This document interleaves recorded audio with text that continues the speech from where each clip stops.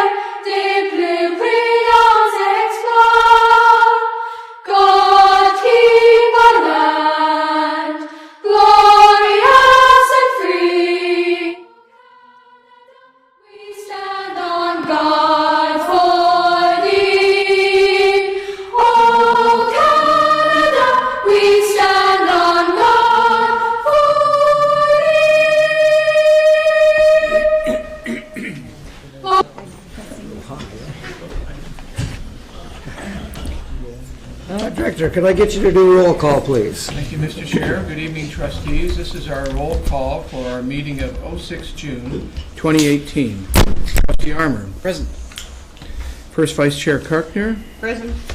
Trustee Cram. Present. Trustee Jacobs. Present. Trustee Wendy McPherson. It's here. Trustee Bill McPherson. Present. Trustee McAllister. Present. Second Vice Chair McDonald. Present. Chair McMillan. Present. Trustee Richards. Trustee Swan. Present. Student Trustee Marshall Wilson. Present. Thank you, Mr. Chair. You have quorum. Thank you very much. I need a motion that the Upper Canada District School Board approve consent agenda items 3.02 to 3.03, June the 6th, 18th as submitted. Moved by Trustee Kirkner, seconded by Trustee Richards. Can I ask you to cast your votes, please?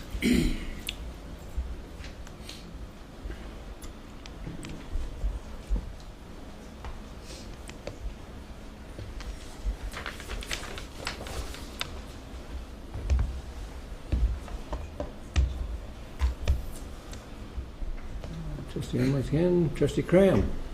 Should have gone through, yep. I'm in favor. Everybody's, that's good. Thank you very much. That carries. Are there any conflict of interest declarations?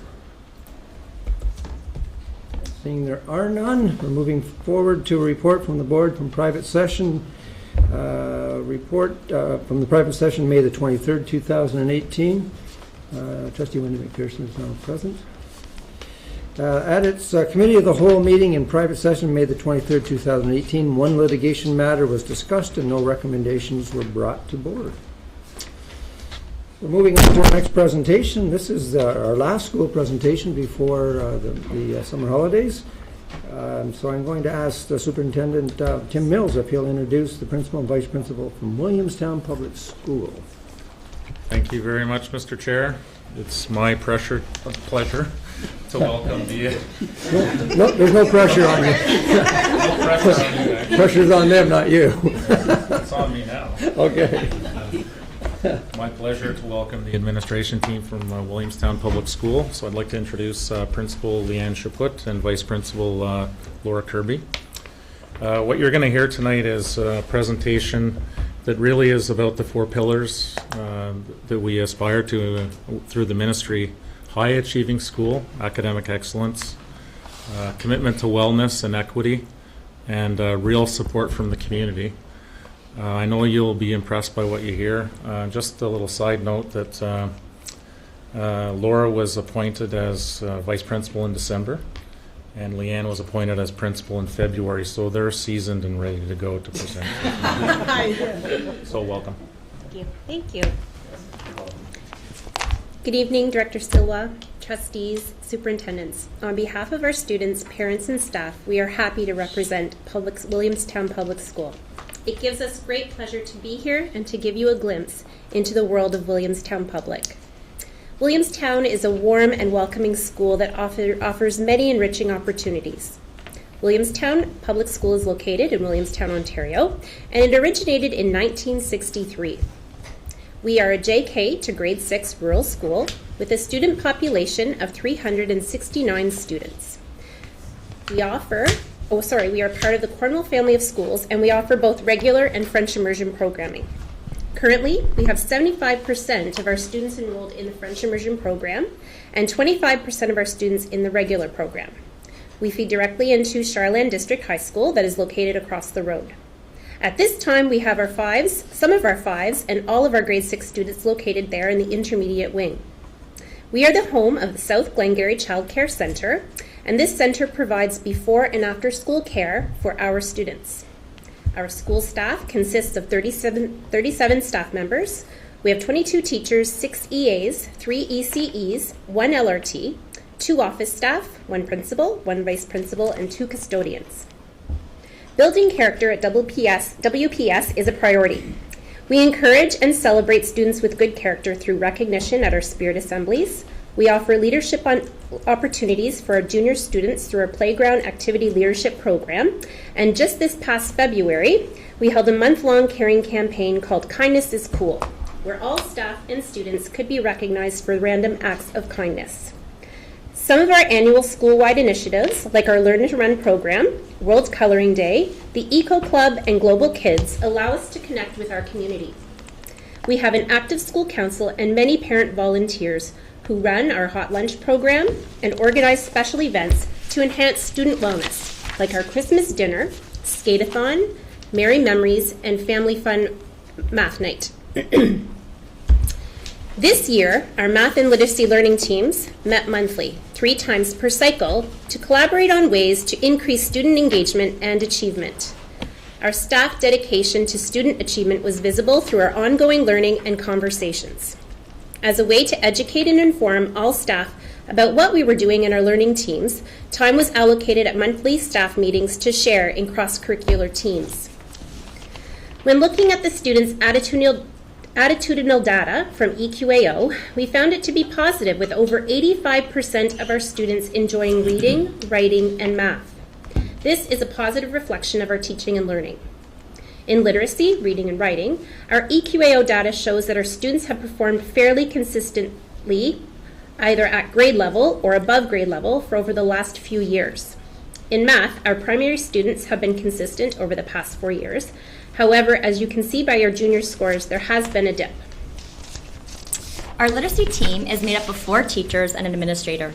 We intentionally included 2 teachers from the primary division and 2 from the junior division in order to broaden our scope and ensure consistency in our approaches and expectations across grades. In order to establish goals for each cycle of learning, we look to past data, both EQAO and school level data, to identify areas of need and areas in which we can build capacity in our school. When analyzing the EQAO data from previous cohorts, we identified that some students are not yet meeting the standard when responding to nonfiction texts. To collect data about this year's cohort, we started by administering a pre-assessment to determine our team's next steps in the classroom. At each learning team meeting, we have seen value and growth when moderating the student work using exemplars from EQAO. We co-construct success criteria that allows teachers to determine the students' entry points. This develops autonomy in our students as they learn to use the criteria to self-assess and identify their next steps. Teachers also bring observations and conversations table for consideration, as well as product, which helps us to get a better picture of what students are capable of. We collect our ongoing documentation in a monitoring form, which allows us to identify the high-impact strategies and intentional moves teachers have used that are making a difference in student achievement. We have noticed particular growth in our students' ability to comprehend nonfiction text after we introduced the APE strategy.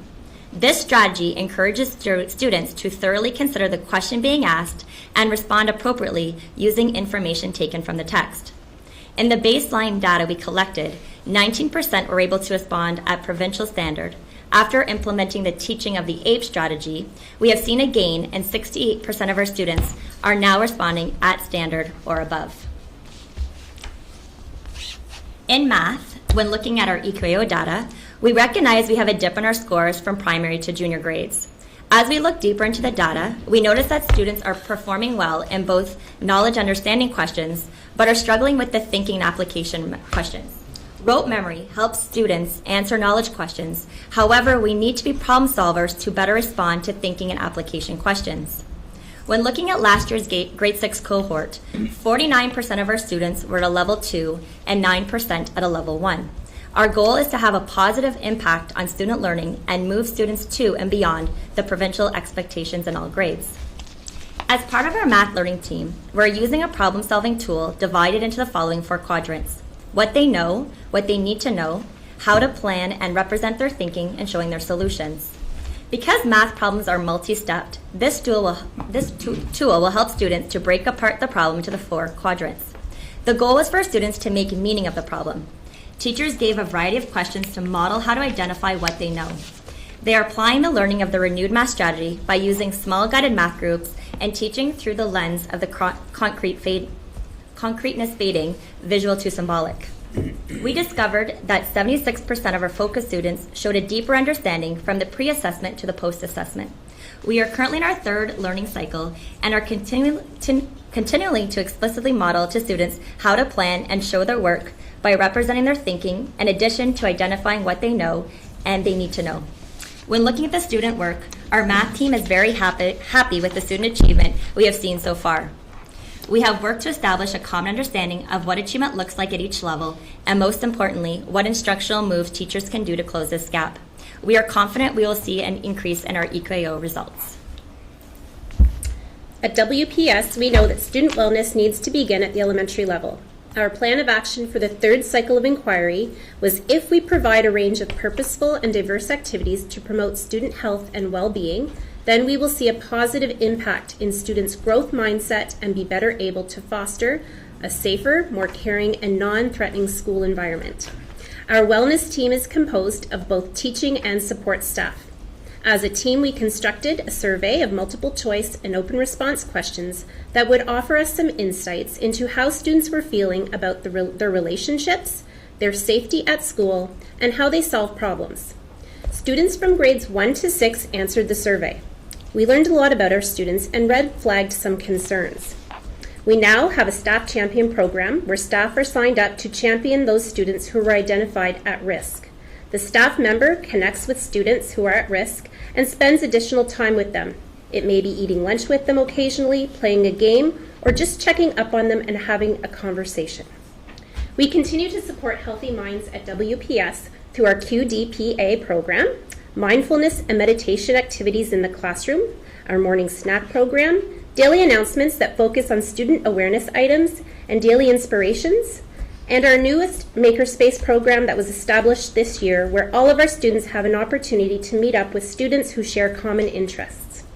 Makerspace is set up in a classroom at recess time and allows students to explore their interests using toys, tools, and materials that are provided in creative ways.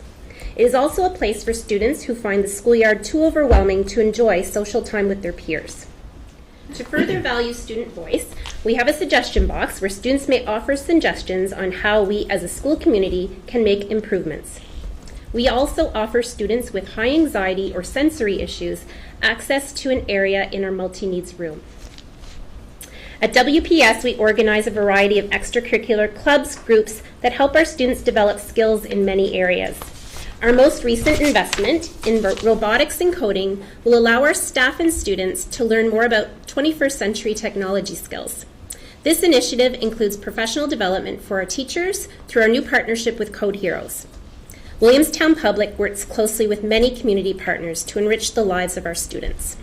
For example, the Lancaster Optimist Club provides funding for us to skate at the local arena and organizes an annual bike rodeo and oratorical contest for our students to participate in.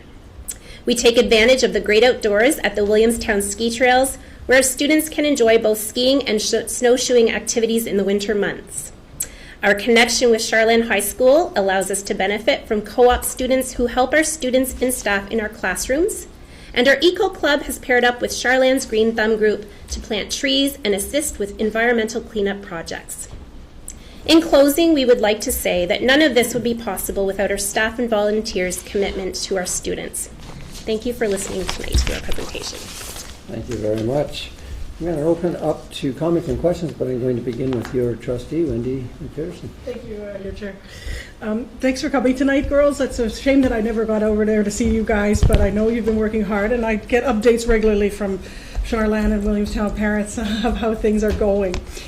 Could you just explain a little bit more about how the transition from the half of the 5s are over at Charlotte and all the 6s, how that recess with the collaboration of the room and what have you, how that's working? Could you? Sure. So, through you, Chair. Currently, we have 3 classrooms over in the intermediate wing of the high school, Charlotte. Our grade 5s are still located, one full class of grade 5s are still located in a portable at our school, but we have a grade 5, 6, and a 6 immersion. So those are our 2 immersion classrooms over at the intermediate with a grade 6 regular classroom. So they access the cafeteria for their lunch. They access the gym for their gym period, and one recess is spent outdoors. It is a shorter recess in the Charlan schoolyard, but then they come over with an educational assistant who accompanies them across the road safely, and they get to enjoy their 40-minute recess with the rest of the school. Thank you. Thank you. And trustee, just a reminder, make sure your microphones are above your laptops. Thank you. Other comments or questions? Trustee Bill McPherson. Through the chair. You mentioned the Red Flag Student Program. Can you elaborate on that? Through you, Chair. We currently did our survey, and through the survey we learned some surprising and interesting things. Some of our students relayed that they did not have someone to speak to that they trusted. They didn't have a person in their life that they could go to when they needed something, especially at school. So what we did was we laid out some criteria about what a student at risk looks like. So a student at risk might be someone who is having difficulty academically, who doesn't have a big group of peers or friendships. And that could go, I mean, the criteria is quite lengthy, but those are just some examples. And then we took that list of students and we had teachers sign up to kind of oversee, watch out, and look for those students. There were also many things that we were concerned about in our survey whenever we had students who suggested that there were places in the school that they weren't safe. They didn't feel safe, like the bathrooms. That was quite a cause of concern for us as well. So now we have more frequent bathroom checks. So the Champion program really is about staff looking out for those students who expressed fear, like not feeling included, those kind of things. Thank you. Thank you. Any other comments or questions? Trustee Kirkner? Thank you, Chair. Through you. Thank you very much for your presentation, ladies. I'm just curious on the slide where you have talked about student wellness and the student voice. I'm curious about what the chefs are up to. Is that an extra activity that you have, or is this a club that you have, the junior chefs you have? Through you, Chair. Actually, this was just a classroom where they were doing some experimental learning. So it was just a classroom project, but there is a lot of that happens, and we were lucky enough to be in the classroom at that time to take that. Thank you. That picture. Thank you. Trustee Graham. Thank you, Chair. Just a comment. 2 administrators who have been in the school for a combined total of about 8 months. I'm very impressed with the presentation, and thanks very much. Thank you very much. Thank you. Any other comments or questions? Trustee McDonald. Thank you. I just wanted to add a comment and echo the comments of Trustee McPherson. I could sit here and tell you a story about Principal Chaput when she was a young girl in Cornwall, but I won't do that today.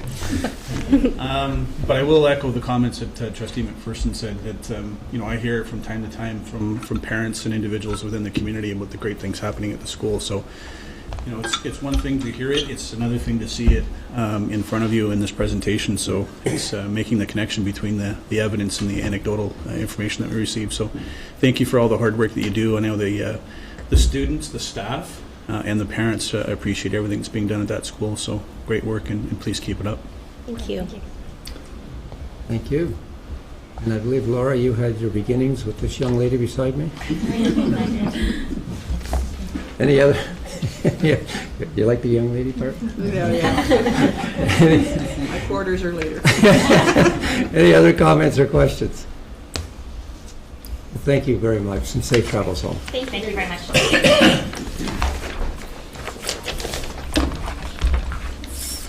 Okay, our next presentation is an update on Indigenous education. I'm going to turn this over to Superintendent Jody Barrett, who's going to introduce a team.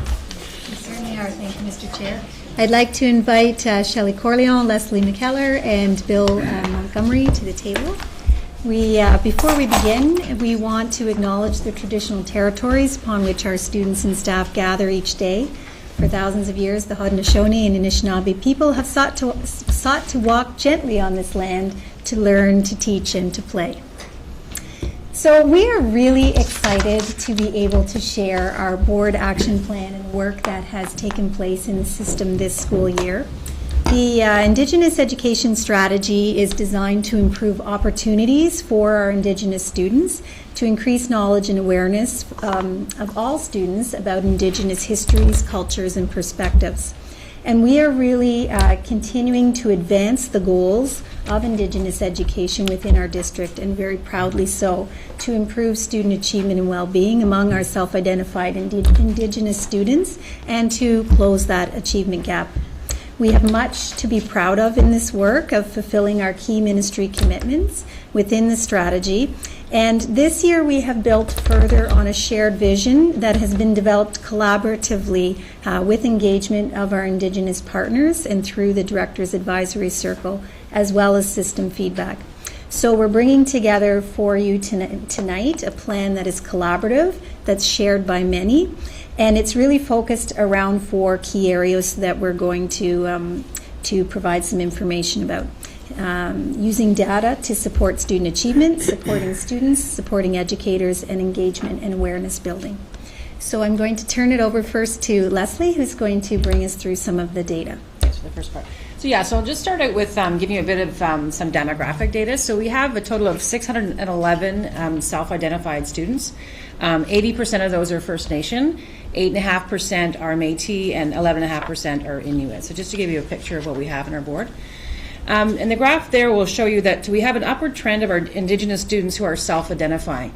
And I think that speaks volumes to the work that we are doing, in the sense that kids are getting more and more comfortable with sharing their culture and having pride in what their heritage is. So I think that's a pretty alarming statistic there.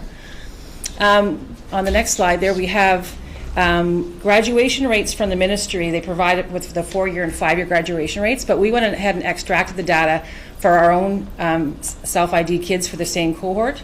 So you can see the 4-year graduation rate, there's a significant gap there, but we do narrow the gap with the 5-year graduation rate. So we do see some progress there. And we're going to be sharing with you some sample data from grade 3 writing, grade 6 math, and grade 10 OSSLT for our self-identified students. So the ministry only began tracking Indigenous students in 2014, 2015. And you notice on there it says First Nations. It's because there's not enough sample size for Inuit and Métis to include those in the data. So the red and the blue lines at the top are UCDSB and the provincial and all students provincially, and the yellow and the black lines below are First Nation. So you'll notice compared to the province, we were below for 2 years, but we were above for 1 year. In grade 6 math, I think you can see there we are trending upwards for our Indigenous students. In fact, we went from 14 to 29%, which actually corresponds to a percent increase of 107%, whereas the province, that percent increase is only an 8.6% increase. So that's a significant improvement we have seen in grade 6 math. The OSLT results, the Indigenous students, both provincially and within UCDSB, are falling significantly below the all students category. So we certainly recognize that this needs to be an area of focus for us in our Indigenous work. So we started thinking, well, is there a reason for that? So we wondered if we have more formally identified Indigenous students with special education needs. So we thought we'd look at that data. And as you can see, there really is not any difference between the number of self-identified students that have special education needs. So then we started looking at their credit attainment. So this is credit attainment by Indigenous affiliation, and then we went in to look at credit attainment by grade. And you can see we did notice there's a dip in the grade 11, 12. They start out fairly strong in grade 9, and then they're starting to not get so many in grade 11 and 12. So this is another area of focus that we're going to have to say, how can we get these kids to get attain their credits? And lastly on this, just some more good news. So for Indigenous students, for the 331 that were with us in 2017, 95% of them returned. And the 5% that did not return were actually moved outside of our catchment area. So we are retaining our students. So that's the good news on that data front. So I'll hand things over to Bill now for another little input. Thank you. Supporting our Indigenous students continues to be a key for us. We've had a wonderful opportunity to see some of them grow. In this first picture, you see Ariana Roundpoint, who's with us from Akazosne, and she's always someone that we call upon at the beginning of each one of our sessions to do our opening, the Ohanaga Haladekwa, and often to do our closing as well, to teach those traditional values and try to keep them alive. We find is very important. It's becoming a struggle because our numbers are growing. It's a good problem to have. We did start a few years ago. We were fortunate to have 30 students attend our activities. Our last meeting this year, we had over 140. Allison is the youngest daughter of one of our teachers in the board. I remember meeting her when she was still in elementary school. Next year, she'll be our leader for our group, and she's really finding her own. When we first started our Indigenous Leadership Program, it was referred to as Native Student Leadership, and we had a couple from Mangan and Bernadette Shawanda, who are Algonquin from up north, and although they had limitless knowledge and were incredible with the students, we found that they were seeking diversity. So we've kind of changed gears, and each of one of our sessions we try to alternate between First Nations, Métis, and Inuit presenters, knowledge keepers, to provide teachings for our students. The day is broken into two. They present teachings to both the students and the accompanying teachers and administration who accompany them for that day. In the afternoon, they'll break off. Those knowledge keepers will break off with the teachers and the administration to provide professional development in a separate area. And the students will have an opportunity to do specific crafts. You'll see them here in the top picture here. They're doing the previous picture. Excuse me. We're doing talking sticks with Danielle Richer, who's Abenaki. We were able to welcome Dr. Sean Lassard back, who's a crowd favorite. As I mentioned before, one of our struggles is our growing numbers. We may find that we have to seek a different venue. We congregate in right now in Kentville because it's a large space that we can separate them, but it's getting a little bit too big, too small for us now. So that's something that we have to consider, as well as keeping interest with our presenters. We have our students from grade 9s through to 12 for 4 years. We have 4 rotations with them, and to find separate knowledge keepers that can teach them something different and something new. It's up to us to find 16 different presenters for those 4 years, so we keep it fresh for them.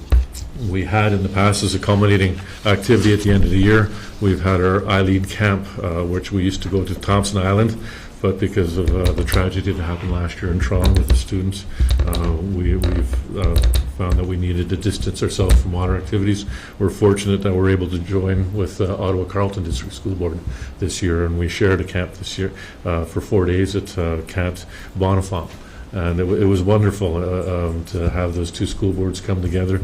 There's one picture that you see in there that kind of epitomizes what it's like. These students have only been together for a day. We went out for a medicine walk, and they refused to let go of each other's hands.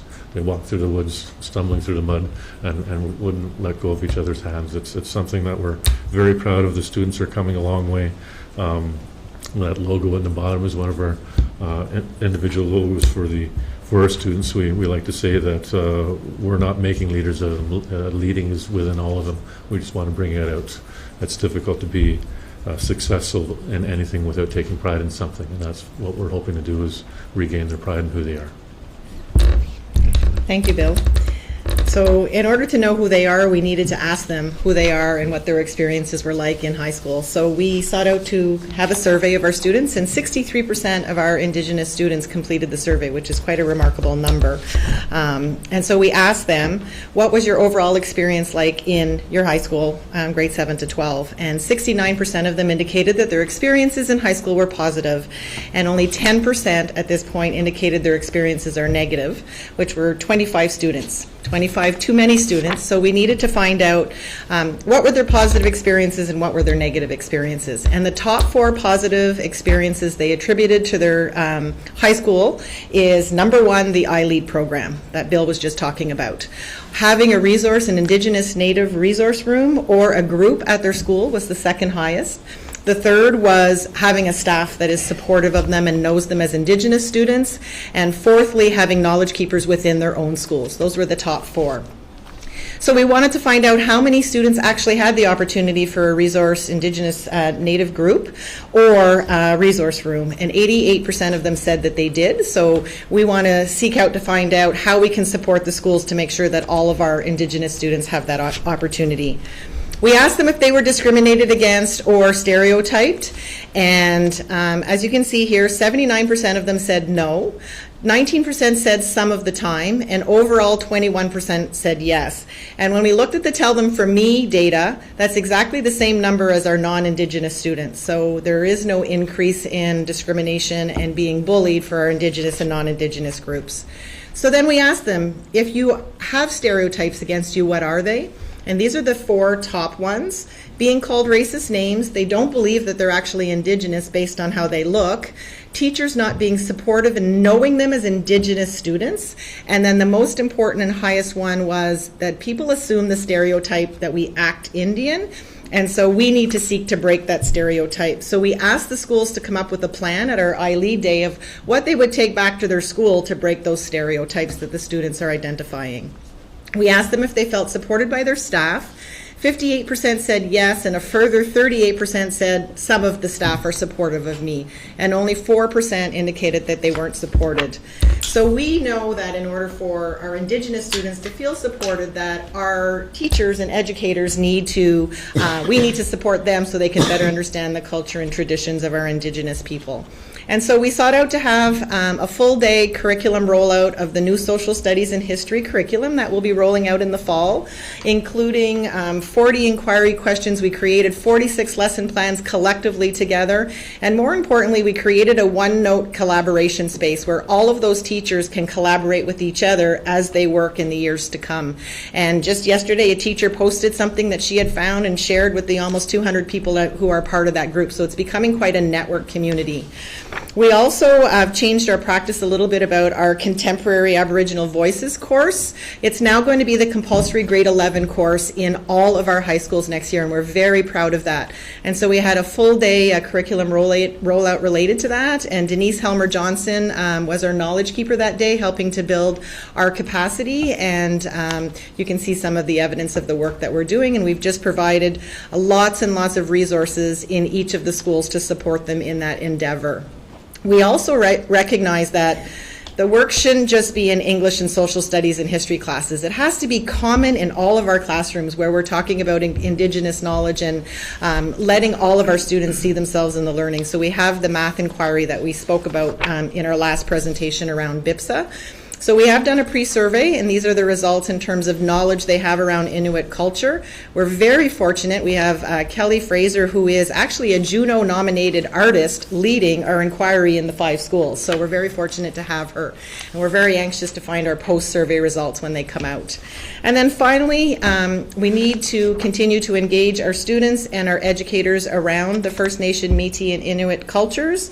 And so we really did leverage Bill Montgomery, our Indigenous lead. Last year, he did approximately 10 presentations in the school. He's done over 120 this year. And I must tell you, the power of that blanket exercise is transformational for the students and educators who take part in that. So thank you, Bill, for all of your work. As we mentioned earlier, the students said having knowledge keepers, so Bill being one of them, but others in the school as a way for them to feel pride in their heritage. So here are just some photos of various knowledge keepers we've had in our schools.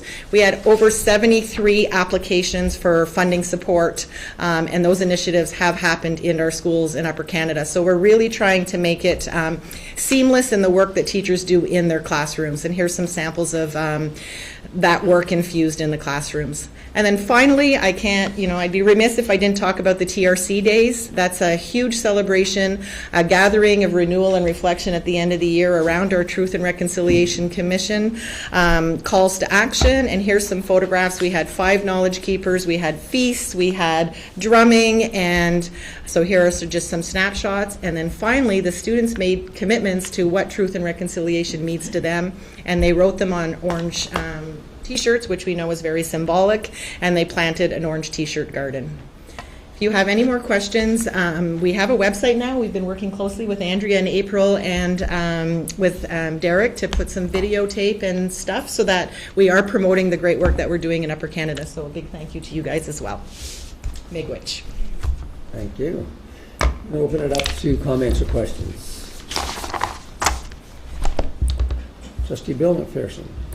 Thank you. I actually have 2 questions.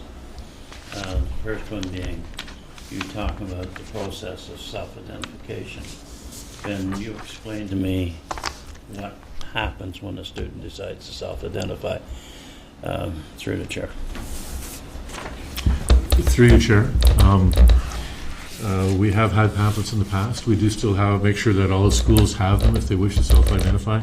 Basically, it's not required for their students to be status.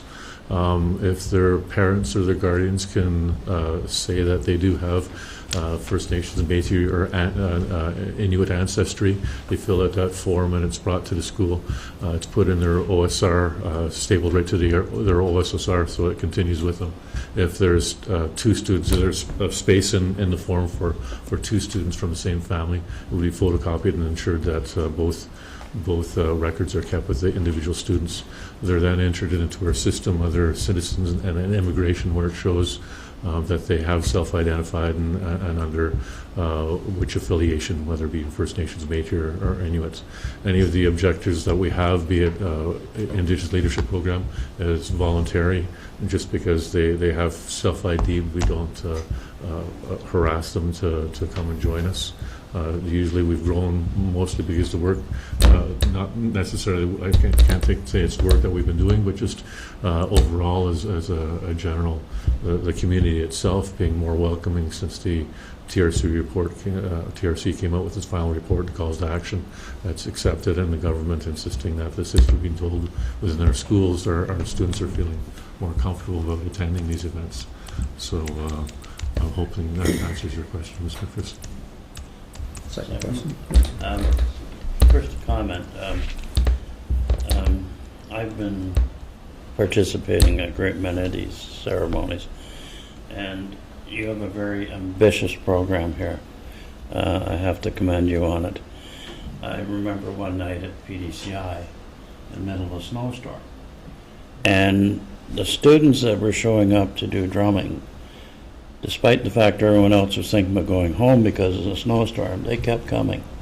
They had a tremendous pride in their heritage.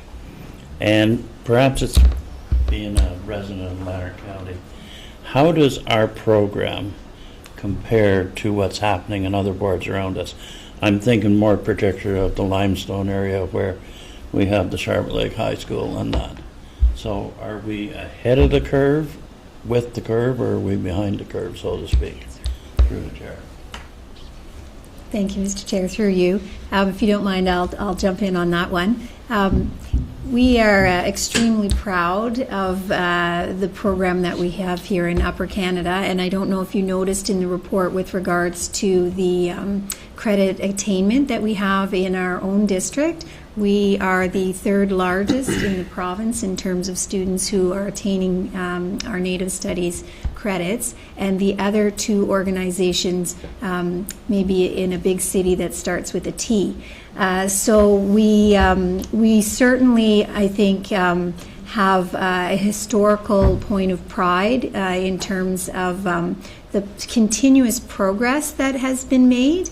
And, while I can't speak to all the specifics in Limestone, I think the historical progression that we have taken here in Upper Canada with regards to when the first framework came out. We've continued to build upon that. So, as a proud member of an amazing team, I can't but suggest that, we would be best. Here, here. Timmins, Trenton? Just working on my teeth. Trustee Jacobs, do you have anything you want to add? Yes, I just wanted to make some comments on the work that's done. I'm very impressed and flattered in all the extensive work that your team has put into. Not only is there information on Iroquois and Haudenosaunee in this, but other cultures as well. And I would also benefit from the information that you gathered for other nations and cultures that would be involved in there, because of geographic restraints. I wouldn't be able to visit the Inuits all that much. So I do look forward to seeing all the information that you gathered, and I'll look forward to being a resource. And if there's any way that I could help or at all, I would not hesitate to do that. So I'm very impressed on the work, and I like that the data here is very there's a lot to look at, and I think as we move forward we'd be able to make some decisions to help the students should there be at risk. So thank you very much for all your work. Thank you. Chair, thank you. Through you, Chair. Yes, go ahead, Trustee Swan, and then we'll come to the others. Trustee Swan, go ahead. I just want to thank you for your presentation. I think it was excellent. I'm looking at slide 30 in the Indigenous art, specifically the drawings of the fish and the bird. And I'm wondering, is this something that's going to be or is being incorporated in our Indigenous Studies class that's going to be mandatory in grade 11? Or are we pushing this out in a positive way, which I think it's totally positive, into the art classes that students take? I know Benson Public School did an art exhibit last year, and they had an artist come in and teach them Indigenous art forms, and many of the pictures were similar to these. But I'm just wondering how, because I think that just opens up the discussion on Indigenous issues and history and everything, and it's just a great way, especially for the younger kids, to understand. And I'm just wondering, how are we incorporating art, I guess, into the Indigenous studies in our board? Through you, Chair. When Denise Helmer-Johnson came and did her presentation and the workshop and worked alongside our educators in terms of offering the Native Study English course next year and the work we're doing this year, media was a huge component of how do we actually have those rich discussions about culture. And she actually brought some artwork, and we talked about art as a powerful vehicle by which we can have those rich conversations and learn about people's cultures and heritages. So it definitely was a very strong message that day in terms of infusing media and media works in the learning that takes place in the classroom. And certainly in the elementary world, I know that is a large, when we bring our knowledge keepers in, and even in our iLead day, we're always trying to combine, some hands-on component in terms of the learning. So we're not creating Haida art, for example, but we may be creating Haida-inspired art. And we certainly want to have our knowledge keepers come in and teach us the teachings around that first, and then the students can create that Haida-inspired art. So we're definitely encouraging it. Thank you. Trustee Armour. Thank you, Mr. Chair. I have two questions, if that's all right. In regards, great presentation. I really enjoyed it. In regards to slide 21, about have you been discriminated against, bullied by others due to your Indigenous culture? Mm-hmm. So 80% of our Indigenous students are happy to report that no, they aren't, but 20% are. Mm-hmm. Do we have prior year data so we can compare if we're doing a good job? Through you, Chair, I'm new to the portfolio. I know that this is the first time that in our role together that we've conducted such a comprehensive survey of our Indigenous students. I cannot speak to whether or not that has occurred in the past. I'm not sure that we've done such a comprehensive survey, and we were very strategic through you, Chair, in terms of making sure that to maximize the number of respondents in the survey. So we enlisted through the Student Success Guidance Counselor to actually meet with the students, and at CCVS, for example, they actually brought the classrooms through and had conversations with them about the importance of providing us with this rich data. So for us, this is the pre-data for the work that we're doing moving forward, but certainly at the end of next year, we'll conduct another survey to see what the impact has been of the work that we're doing in the board. That answers my question. Thank you. Answer both? It answers both, yeah. Okay, thank you. Thank you. Thank you. Trustee McAllister. Thank you. Thank you for your work in this area, and thank you for a wonderful presentation. My question is with regard to slide 33 and the Truth and Reconciliation Gathering, one of which I attended at Pineview, and which I enjoyed immensely. With regard to the Truth and Reconciliation aspect, what is the plan going forward to sustain the work that you are doing in this area? So through you, Chair. So we we're 3 years post the report, right? That's why it's called our TRC +3. We have another year planned, and then I believe, will have been able to support all of the various areas within our district. And then we'll need to have conversation and look at the data about what our next steps are, because we want to ensure that we can loop back to those schools that we started with and find out where we are with our understanding of our calls to action, particularly 62 and 63, which impact us in education. What have we learned through the TRC work? And I do think it's a point where we'll ask those reflective questions and consider what the next steps will be in connection with the work that's happening in the district. Thank you. Thank you. Trustee McDonald. Thank you. A couple of quick questions and a comment. And I don't know where the numbers are, but the slide where you talk about the number of students in Indigenous identification, does that include the students from Akwesasne Mohawk Board? Through you, Chair, those are students in Upper Canada District School Board, because that's the data that we have access to in terms of, so if you're talking about the TR Leger site on the reserve, that's part of Upper Canada, but not the students in the Upper Canada or the AMBI Board of Education. So just to add to that, perhaps through you, Chair, the students who would be attending UCDSB from under our tuition agreement, if they chose to self-identify, they would be included in that data. Yeah. They are attending one of our schools. Yes. So I guess that leads to my question. Does each student under the tuition agreement count in this, or do they have to self-identify? Through you, Chair, we only have a mechanism by which to track students and parents who self-identify their students in terms of the numbers that we're reporting. We know that we have very many more Indigenous students in our school board, and we include them in the work that we're doing. It isn't a criteria to be self-identified to be part of the work that we're doing, but in terms of the numbers that we're reporting, we can only report on the numbers that we have, and we only get those numbers through the self-identification process. So my understanding, the funding, the plan around Indigenous education is not specific only to self-identified students, because there are a number of boards across the province that have tuition agreements. And I would assume that if we have a tuition agreement with Akwesasne Mohawk Board, that those students are Indigenous students, because if you don't get that, that criteria. So I would hope that at some point we can start to include those numbers. And the reason I want to include those numbers is that I know that the agreement that we have with Akwesasne Mohawk Board has been long-standing, and we have a number of pieces in place that certainly have helped us over the number of years with professional development and opportunities for those students to come into our schools. CCVS being one of the schools that houses or that holds or educates probably the largest number of Indigenous students.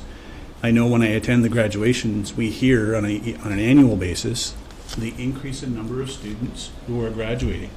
And not only that, but the increase in number of students that are graduating and actually are going on to post-secondary.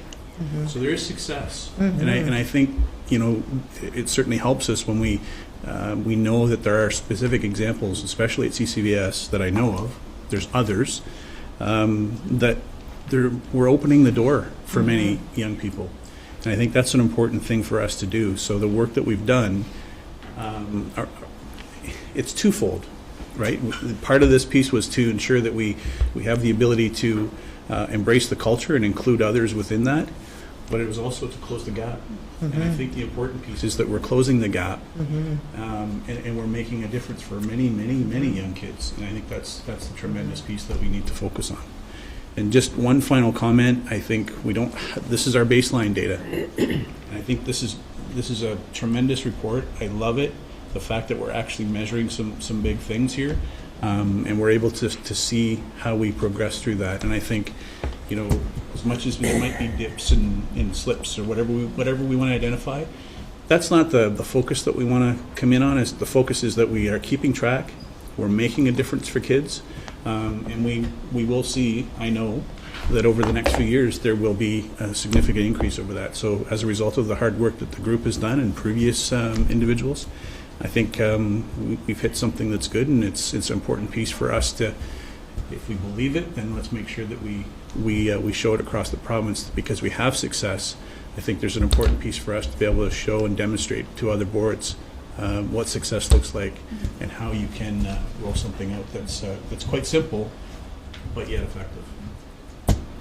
Thank you, Trustee McDonald. Student Trustee Marshall Wilson. Through you, Chair. Wonderful presentation. In regard to the slide 26, the English class in grade 11, I was wondering more information about that. Okay. Generally. Through you, Chair, the grade 11 Native Studies Contemporary Aboriginal Voices, which is now the Contemporary First Nation, Métis, and Inuit Voices course, is a compulsory grade 11 English credit. So the ministry recognizes it as a compulsory English credit.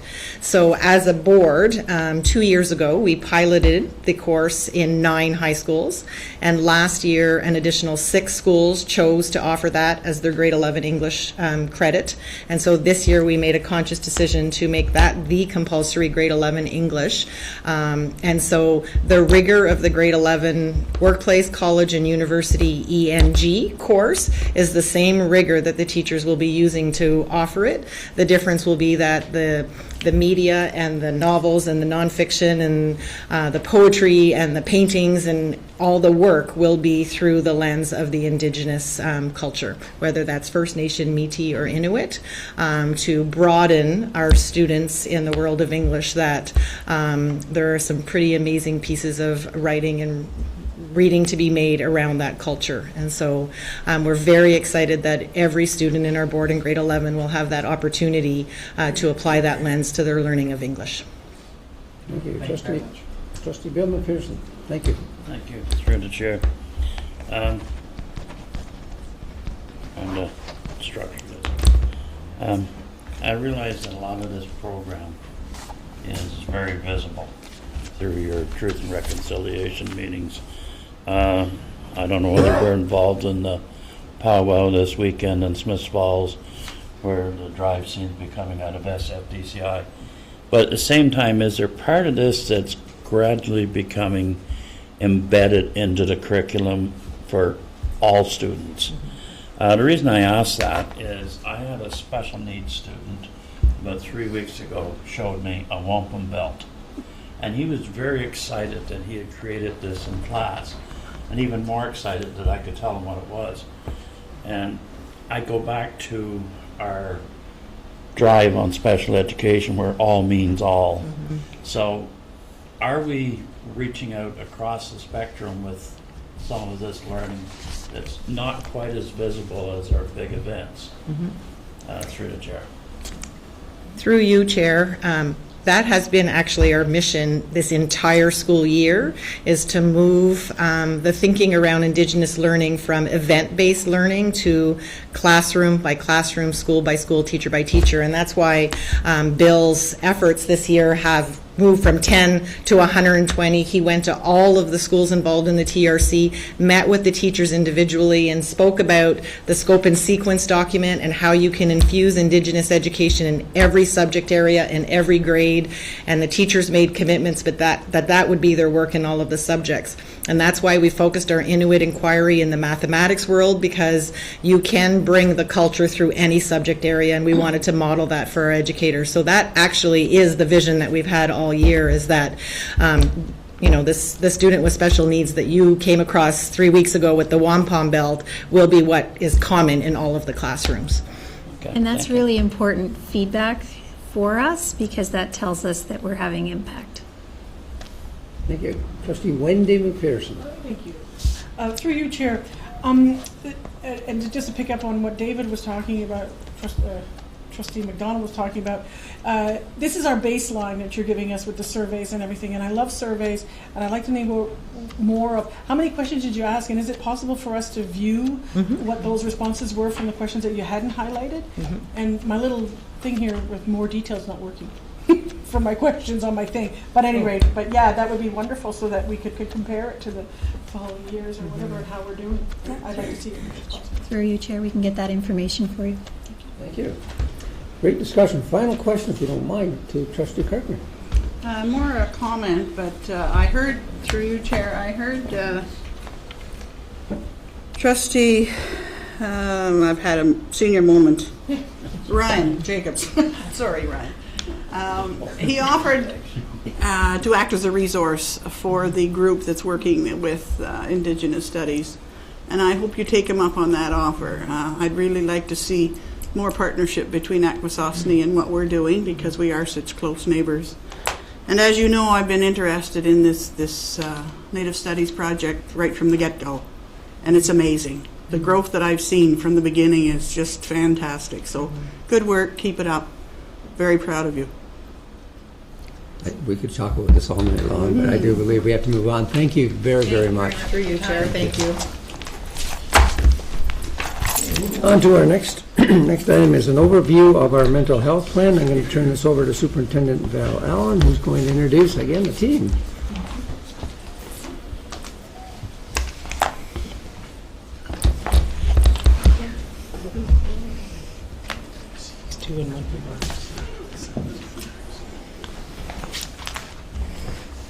Good evening, trustees. It's my pleasure to present with our mental health lead team this evening an update on our mental health strategy. So with me is Dr. David Armstrong, Dr. Allison Inglis, and Principal Debbie Banks. And we represent the lead team, who also work and consult with many others in our school board, and in particularly with our advisory committee, our Living Well Advisory Committee, that has representatives from schools, from our community partners, from our trustees, from our labor groups, and they've helped guide and shape the work that we've done in mental health this year. So tonight, we're pleased to provide you with an update on the mental health strategy that you saw we presented to you early in December, when we talked about the pillars of our strategy and what our goals were, our work was for this year. And we're really pleased to come back tonight with some data on the work that we've done over the course of this year and some of the exciting things that are happening in our schools and across our system. So we will start this evening with data, and Dr. David Armstrong is going to talk to us about some of the data that we collect and work with over the course of the year. Sure. So on the next slide, that's me. Yes. As mental health leads, we're accountable not only to this board, but also benefit from the guidance of our provincial mental health assist team. And part of that guidance is the opportunity to engage in some reflection on the organizational conditions of mental health. I like to say you can't fire a cannon from a canoe, meaning that even if we have excellent kind of procedures, interventions, that sort of thing, if we don't have kind of buy-in from the ground and then up, if we don't have kind of parent and voice, family parent and family and youth voice reflected in it, our efforts could not really hit the mark.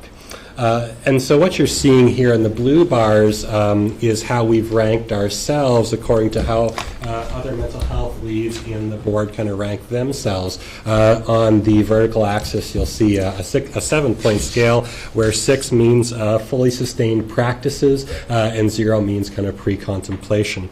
And across the bottom, you're also going to see that 10 organizational conditions as defined by School Mental Health Assist. You'll see many of those areas are rated as 5, meaning full implementation of the majority of things that we talk about in our mental health plan. Some areas score, a lot of areas score between the 3 and the 4, indicating there's good implementation, and then a few under 3. Just to capitalize on a few of those, what we want to do next year to reflect, to make our work strategic, according to these organizational strategies, is first of all, under the mental health leadership team, continuing to operate from our newly developed terms of reference, as well as engaging family and youth voice at the leadership level. Under shared language, what we'd like to do is develop a consistent communication plan regarding student mental health and addictions, communicate the board's vision and strategy more widely, and enhance opportunities for input regarding the strategic plan. And under the collaboration, where we scored a 3.5, or we rated ourselves a 3.5, is because we think there's work to do and continue to invite key stakeholders, for example, our community mental health and addictions programs and other stakeholders, about resources and services that affect them, and how when we change services, how it affects them, and also contribute to our ongoing community plan. Now, not only, I'm excited to share some details about some of the multiple efforts that enhance well-being amongst our UCDSB staff here, and this is a project we did in partnership with University of Ottawa and CHEO. At UCDSB, like we say, we prepare all students for a successful life, and not all students require the same amount of support. And that's why in designing a responsive system, we must take into account not only the few that are at the top of that period and intervene, but also bolstering social and emotional learning in the middle or at-risk group, as well as promoting that for all students. And this is one of those programs that comes in at the all students and also provides supports for students at risk. So what I want to talk about is the evaluation for the Mind Masters 2 program. So we supplement the already good stuff that's going on in the health and phys ed curriculum with a few other specific programs. For example, in JK to grade 1, we've got Roots of Empathy.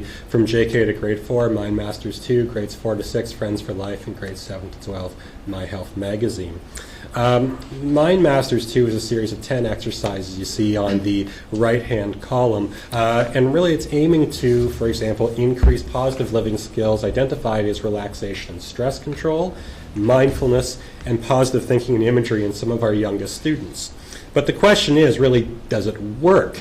And I think, I'd love to say that I think Upper Canada, or the work we do, I think we're one of the more discriminating boards out there in terms of, are we picking the right thing? Are we picking something that's been proven to work? So for example, boards can make a choice when they're doing this mental health programming on things that have been validated by published outcome research, or eclectic approaches based on theory, experience, or other. There was a review about 10 years ago. They looked at about 5,000 school mental health programs and found that only 1% of those were actually evaluated by rigorous research design.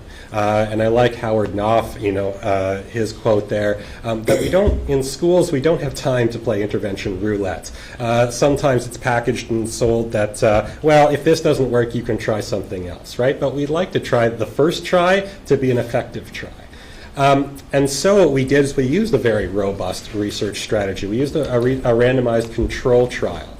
And so what we did, this is going back to last year, is we had 14 grade 3 classrooms in about January of last year indicate that, they'd like to be a part of this project. Now, what we didn't do is we didn't give all of those guys Mind Masters and then see what it was like at the end, because we wouldn't be able to understand whether that program is effective or not, because it might be that grade 3s, they all naturally get a little more adept over the year at controlling emotion or positive coping strategies. They get a little more adept at identifying emotion, and as well as you've got a ridiculously effective mental health strategy, and we didn't want to get that mixed up in some of our results here. So what we did is we took those, we randomly assigned people to classrooms, so 7 classrooms got the Mind Masters, 7 didn't get the Mind Masters. It was kind of a teaching as usual there. We picked 7 kids in each of those 7 classrooms at random to follow up with teacher assessments, because we thought assessing the whole classroom, it'd be too time consuming. And at the end, we were able to make some fairly strong conclusions about Mind Masters. So for example, one of the larger conclusions is after a relaxation exercise, grade 3s rated themselves as more relaxed on this little CAT scale, where you get a very stressed cat right on the red on the right-hand side and a very relaxed cat at the bottom. And this is the little stat under there. It's equating to what we call a large effect size, that this reliably seems to relax kids as they're coming in. That in itself isn't a big deal, but when we consider the applications to, okay, when they're coming in the yard, is there a way we can shift gears there to a really excited, engaged social time to a more reflective and critical thinking time? Well, we also found as well a large effect between groups. So grades 3 taking part in the Mind Masters 2 improved much more in identifying emotions in others based on a story. For example, we asked them, you see Alex running to join you in a game of tag. Can you identify what picture would Alex kind of look like? Okay, and there was a whole series of items like that, and in fact the ones that participated in Mind Masters 2 were much better at doing this task than the others that didn't participate in the Mind Masters 2 at that time. Now the ones that didn't participate, they got it afterwards, so after a period of waiting as well. We also saw in the teachers' ratings what we'd call smaller changes in demonstrating concern for others, such as volunteering to helping peers, respecting others, showing patience, as well as pro-social behaviors like using free time appropriately and that sort of a thing. And so I wanted to tell you kind of how we're adapting this, or how do we use these findings. Well, first of all, we know from some of this kind of early research or rigorous research design that the students participating in 10 sessions of this weekly with about 2 practice sessions in between, teachers rated this very manageable. It was introduced with our kind of SSPs as support and then given to teachers as something that they could take on. What you'll see in this graph, you look at the left-hand column, in terms of the whole classes in elementary school, so 160 classes in UCDSB in 2016-2017 received an intervention. Much of it was something like Mind Masters or Roots of Empathy. And you'll also see there was sometimes also pull-out or smaller groups where we thought, you know what, at that Tier 2 level, maybe some children who could benefit from some enhance or review of these strategies. Again, there were 96 of those groups. And then in 2017-2018, our numbers actually grew. So we had 160 whole class and 95 kind of withdrawal groups. So that was kind of, we're excited about that sort of information as well. Oh, they were the bottom. I'm sorry. I flipped it. There were 168 whole class. So we went up by about kind of 8 whole class. The small groups went down by about, it was to 66. So we were doing a little more of the work in the whole classes, which is what we want to see. So that's one of the, why we really wanted to brag about it. Research that we're doing in Upper Canada to make sure we're addressing a question this table has asked us a lot of times, is how do you know you're actually making a difference? And this was a very targeted way to find out, how do we know for sure that Mind Masters 2 is making a difference? Pass it over. Thanks.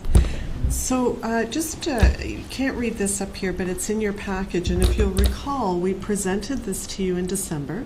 And it was a way for us to represent in 4 quadrants the core elements of our 3-year strategy.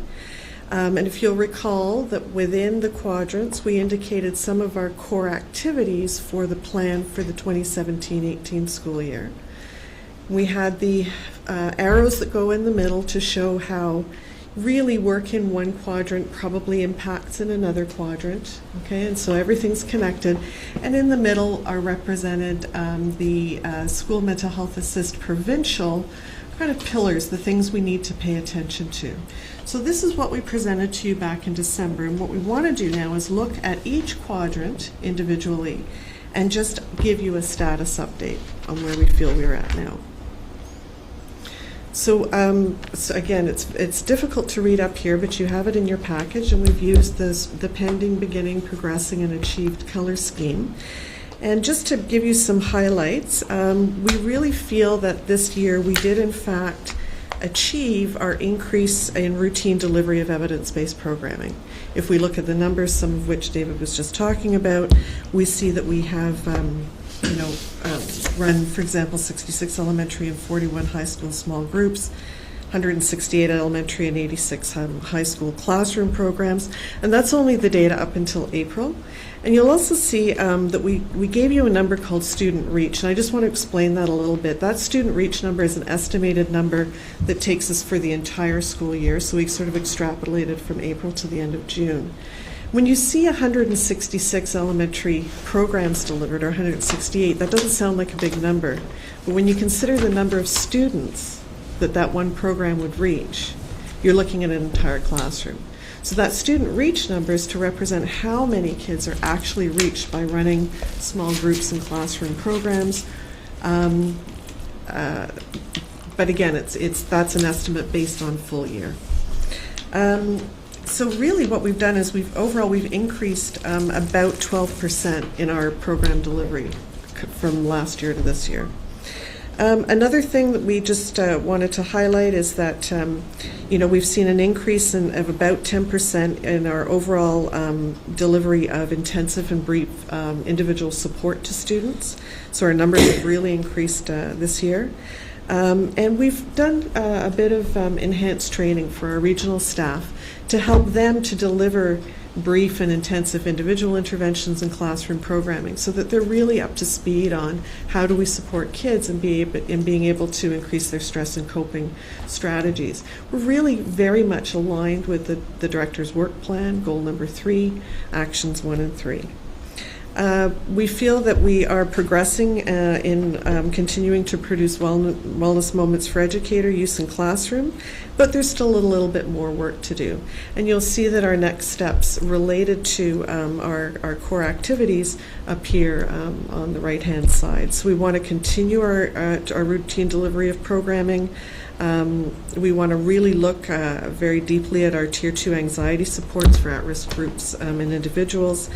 And we want to continue the SIPSAW work. We are thrilled with what we are seeing coming out of schools when we watch the school presentations now, the wellness goals that are being articulated at this table, and we really look forward to seeing how in that cycle what schools are going to bring back in terms of looking at the effectiveness in their inquiry as it relates to their wellness goals. So I'm going to speed this along. So this is the second quadrant. Again, we think we've really we've reached achievement level in developing our tiered intervention tiered training plan, particularly around the use of supporting minds and leading mentally healthy schools materials for schools and classrooms. We've done a lot of work, PA Day modules. We've done an administrator's training series, and we've really extended our supporting minds training as it's paired with our SPEAR training. And that's actually work, although we say we've achieved, that will be work that we'd like to continue. We want to dig a lot more deeply, so we've gone really broadly in introducing our system to supporting minds.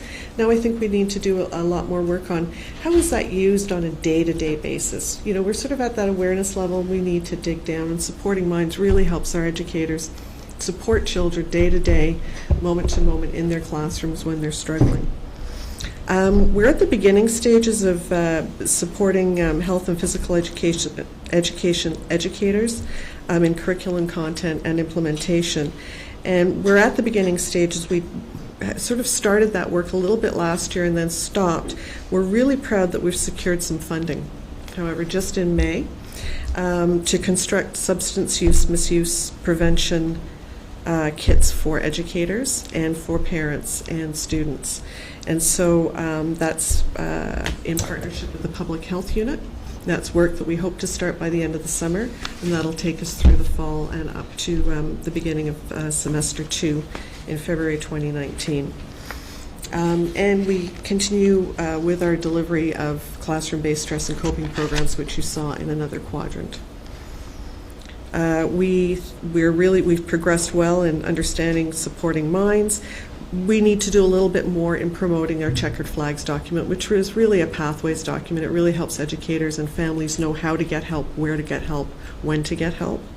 We continue to do our work on our suicide protocol through our tiered model, and we've seen growth in the number of educators and folks that have attended different levels of that training. And we continue our work. We're progressing in our work on promoting system coordination through our steps to follow plans. We've got memorandum of understanding with agency partners, Checkered Flags, and pathway modeling. And that work will continue, particularly with our children's mental health agencies, where we start to differentiate between our Tier 2 work and their Tier 3 work, and just solidifying those partnerships. And finally, the last quadrant, where we've got a bit of a mixed bag here. We feel that we've progressed well in increasing awareness of our mental health strategy amongst staff, student, and parents, presented to a number of committees, and really pleased that we're seeing our strategy up on the board website. But what we really need to do now is reach students. I don't know that students are aware. We have not been to, even to start with Student Senate, we haven't brought this forward to them, and also asked for their input. We haven't yet started working with our Learning Commons to build the resources that they have, and we're hoping that we will carry that into next year.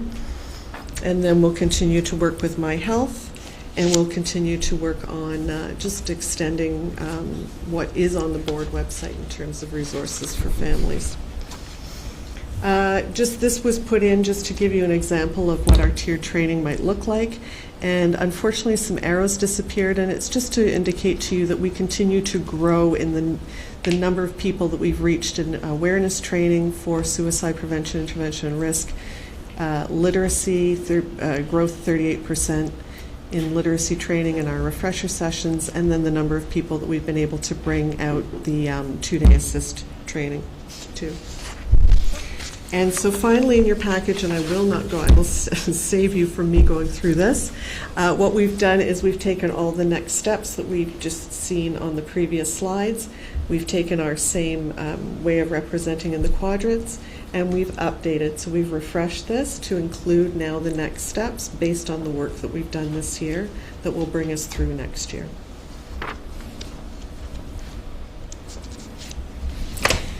As Dr. Inglis referred to, one of our big goals this year was to bring the mental health work to our schools, and we have done that through our wellness goals as part of our plans for student achievement. So now we don't have SIPSAs anymore, we have SIPSAWs, where schools have set intentional, systematic, and explicit goals, mental health or well-being goals at their school level.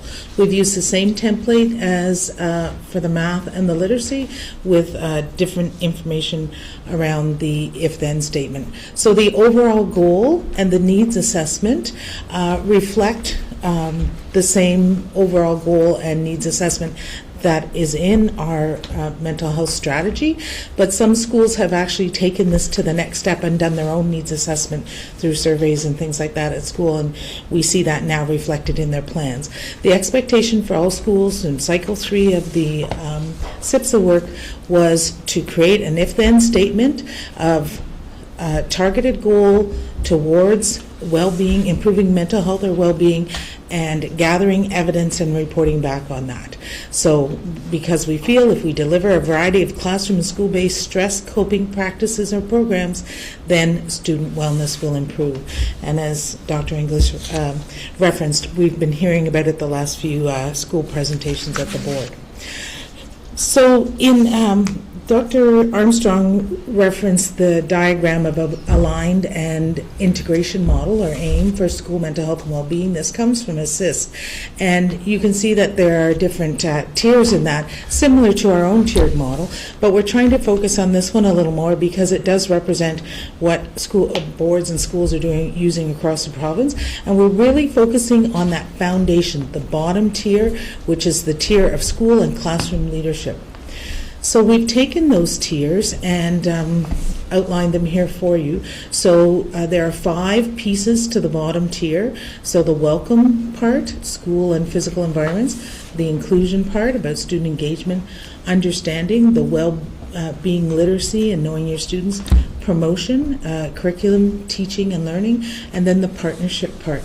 Very similar to our own plan, there's a lot of integration from each triangle to the other, but it's really important. We felt it was really important to take a look at what schools had come up with from their well-being goals and see where they were fitting to give us a sense of where we're at. And in actual fact, the majority of the goals fit in the first 3 triangles. The promotion, the curriculum and teaching part, there were examples of that, but many fewer. The partnership parts showed up in the other 4 triangles, but no school actually set a goal just on a partnership with our community, or outside of the school, which makes sense because we're at the initial stage of this. So Debbie's going to go over some examples and samples of some of the goals that we're seeing that were set by the schools. Right. Thank you. As reflected in the school SIPSA goals, our goal is schools are working really hard to create those welcoming environments both in the school and the classroom, and we see that evidence through the social activities and clubs that they're offering students at lunchtime and other non-instructional times. And we have school-wide positive intervention programs. We have things like Fill Your Buckets, and we have some positive behavior intervention strategies that we're working through with our intensive support teachers. Student engagement, some classrooms are recognizing that how students would benefit from learning mindful breathing activities or calming activities and things such as Tai Chi. They're modeling it so that students begin to develop its use, and they would see that as able to use that during their own time. The recognition of the student voice, so that student surveys have been prepared so that we're capturing that student voice to find out how students are feeling engaged and what we can do to even get better. We're understanding the well-being of literacy and how to know your students. That falls under creating our non-threatening learning environments, one of our pedagogical practices, and it could be through things like circles in the classroom, or zones, or mind masters, as Dr. Armstrong spoke about, or teaching students about time management and those skills that can be generalized outside of the classroom. It falls under the gradual release through the modeling and empowering our students to be able to use these strategies.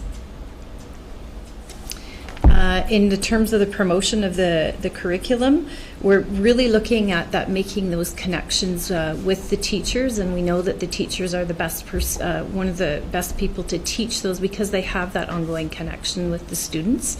And things like taking opportunity to model time management by coordinating tests and projects and major assignments, making sure that they don't all fall on the similar dates so that we can work through management of time with our students.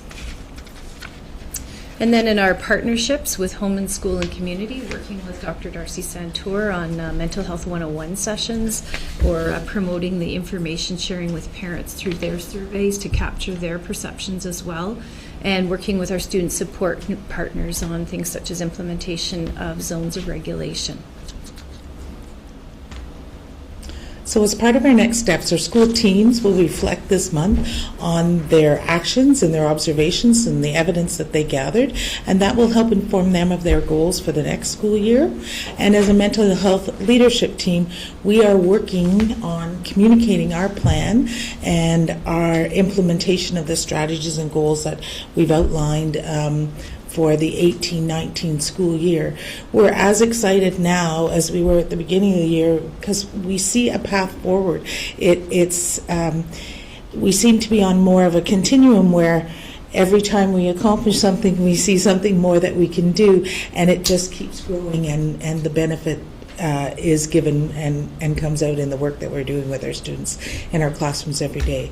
So we're very proud of the work that has been accomplished over the course of the year, and really looking forward to the work ahead of us and the pathway forward. Thank you. Well, that's quite detailed. I'm going to open it up for comments or questions. Trustee Bill McPherson. Thank you. Mental health has been one of those things basically people don't like to talk about. I'm quite impressed with this. Would you say that you're taking a proactive approach to it rather than reactive, in that you respond to a problem? What you're trying to do is to create an atmosphere where it lessens the potential of problems. I also like the fact that I've observed, and it's not in the report, but some of the principals are taking what I would call non-traditional approaches to setting up their school day. I've got one principal that has a quiet time before classes start. The students have access to the gymnasium in nasty weather, the yard in most weathers, and it seems to calm the students before they hit the classrooms. They burn off some of that energy. It's correspondent with a quiet time at the end of the day, where he says it's walk and talk. They go out in the playground, and just before they board the buses, the kids have 15 minutes outside or doing activities inside in nasty weather. That breaks away from the traditional morning and afternoon recess. So, are we adapting a proactive approach, kind of like the whole, I'll use the term whole child, but perhaps the whole school attitude? Through you, Chair. We really think we are adapting a very proactive approach. When we were talking last week about some of the data we've been presented with, and we were saying, gee, the number of presentations and the number of requests for services are going up. And there's a couple ways to look at that. You could say, is there more need? But we really felt that it wasn't because of more need. It was because of the openness to talk about it. Students are welcome to be to talk about or express needs that they have. They have been given opportunities to respond into surveys, so they know, and then they see actions based out of those surveys, whether it's Tell Them For Me or school-based created surveys like you heard about tonight with the Williamstown Public School. And so students, staff, and administrators are talking and thinking about ways to improve the wellness in their schools. So I think it's definitely having an impact. And of course, we're well supported and helped with external programs such as Bell Let's Talk and things like that, where it is becoming the norm. And we've also reached out and helped with the program through the Kids Help Phone, and we collaborated with our community mental health partners and had a little video release thanks to the help of our communications department, and posters on buses. We have schools putting posters in the back of their washroom doors so that students, if they want to go and get a number, the numbers are there. The list of strategies or people they can reach out to are there. And I just actually was in a school today, and the principal said, I'm picking up on that idea. I heard at our family of schools meetings, and we're doing it at our school too. So it's the sharing between schools that we do at our family of schools meetings that also helps. Thank you. Trustee John McAllister. Thank you, Chair. A comment and possibly a question. When I was reviewing this presentation earlier this week, in my own little pea brain, I had crafted a wonderful question. And you have rendered that question null and void because of the quality of this presentation, frankly. What really comes out for me is that wellness in our board is now very much part of the operation of every school. And that to me is really, really important, because we can do everything we want up here. If it doesn't end up here, it's theory. So I do have a question though. if we want students to experience, and that's the purpose of the plan, to help students experience a positive sense of self-being, to develop skills, to make positive choices, and to live healthy lives. If I were a student, from that perspective, how real is the wellness goal in my mind? And, for example, do we know how many students really use the My Health Magazine app? Do we know how many students use the resources on the board site? In the Tell Them From Me survey, for example, do we address these questions and give them an opportunity to answer or ask those questions or flag them? Anyway, if you can answer that, fine. If you can't, fine again. But thank you very much for a very thorough and comprehensive presentation. You're welcome. I'll start, and if you have other things you want to add. So in terms of the measurement, you actually have hit on something that we have talked about as the next step. We were talking about resources on the board website and resources on the virtual learning commons. We know people are accessing them. We can see the hits, but we can't drill down into the who. We also, at our last Living Well meeting, had a very robust discussion with our community partners. They are experiencing the exact same thing. They have something called the Big White Board that they're trying to, it's a tool that from the mental health side that they're trying to promote to get students to share. We were discussing the value of, should we do it through Facebook? Should we do it through Instagram? Like, what are the resources? Where are the students? And they're having the same struggles, and so they are trying to partner with their organizations, and of course at each school board level we're trying to partner with our community partners. So the getting to the data of what are students actually getting, what information are they getting, we can't pinpoint that right now. But the good news about it is that we know these sites are being hit on, so even if we're informing the adults, that's an important piece. To get back to the more specific of our own board, the Tell Them From Me work has been very significant because it wasn't the adults doing the work, it was bringing the teams of students to the schools. And some of the examples that Debbie read as well were surveys that were created at school levels by various grades. For example, in one school it was the grade 6s. They didn't have a student council, but they took a leadership role. They created the survey and they surveyed the junior students in their school to get that information back. In two other schools, it was a grade 10 and 11 that they were really targeting because they felt the grade 9s had the link crew and they had that sense of belonging and feeling good. But what they noticed from the Tell Them From Me was grade 10 and 11, so the team took up the focus on the grade 10s and 11 and did a separate survey on that to get feedback about what those students wanted or felt they needed.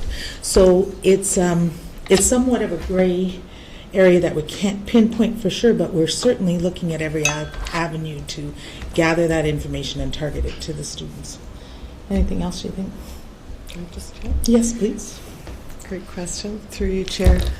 Something else that we've spent quite a bit of time looking at and talking about, and that we need to do next year or incorporate next year, is we talk a lot about youth engagement. Have we truly engaged youth? I would say no. I would say that we're trying, at our Living Well table, we have a youth representative.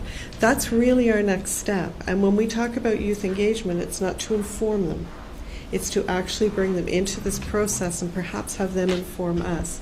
Tell Them From Me is one piece of that, but I think that's a place that we need to go now. Right? We've prepared some of the groundwork and some of the things that are happening in schools and working on literacy a lot at the staff level. But now how do we actually, we've talked about this, get to the kids in the classroom from probably an engagement viewpoint? That just leads over to a question from student trustee Wilson. Through you, Chair. just wanted to say wonderful work that you're doing.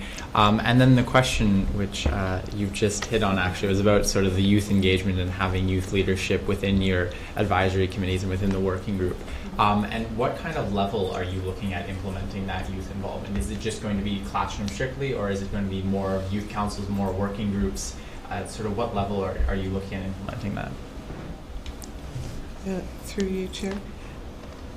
I'm going to give a very youth engagement because I've just had a lot of training on that now. And maybe what we need to be doing is meeting somehow with youth, and maybe it's through the Student Senate to answer that question together.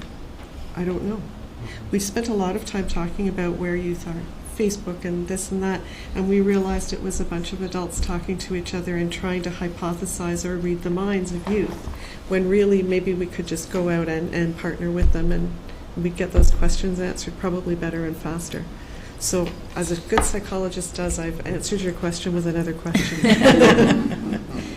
Through you, Chair, I just wanted to add, too, that on the Living Well Committee, we do have, at this point, we've had one, and last time we had two students representing. So they're bringing their voice to that table as well.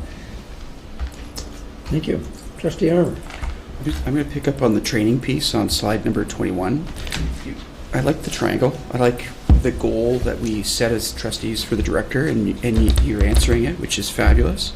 My question is regards to the experts. Who are they? Are you seeing that they're the principals? Are they staff? Are they guidance counselors? Who are they? Sorry. David? Sure. Just a question. I am curious. Yeah, through you, Chair.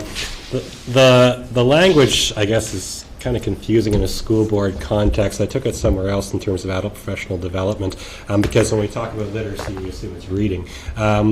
What I mean there is the awareness level at the bottom there. We know that every adult in our system needs to know a little bit about suicide prevention, and that is, who in my building do I go, how do I have concerns, what is a concern, and who in the building do I go talk to? At the literacy level, what we've done is we figured that some people need to know a lot about, when we have a student expressing let's say hopelessness, and they're concerned about suicide ideation, where do I send that student, and what are the steps, everywhere from awareness to the immediate safe plan to then the follow and planning. And those involve, at literacy level, principals, guidance, our regional staff, and could be key teachers there that would have a day of training on our suicide prevention, intervention, and risk review protocol, as well as supporting minds. At the expert level, we recognize there's some individuals that are actually going to be sitting with that student and doing the Safe for Now plan, the moment of crisis, and probably participating in follow-up planning for that student. And those individuals, there's at least now 2 in every school. There are 383 staff trained to date in a 2-day assist training. And then as a follow-up, what we do every year is kind of over link, we review the protocol, link changes, and we also go over kind of a case study as well. So the experts are really whoever the principal perhaps identified, certainly our SSCs and SSPs, or regional staff, but also often it is a responsive person in that school. So that could be a person that might not likely be teaching a class at that moment. So they could be guidance, which we also did as well. They could be Principals. Well, the principals, that's who I left out. Yeah. Mm-hmm. Office staff. Office staff, that sort of thing. So, and because it is, suicide intervention can be really difficult work, we didn't mandate specifically who it was going to be in each school, rather that a person that was kind of wanted to do this and, found it was a good fit would do this.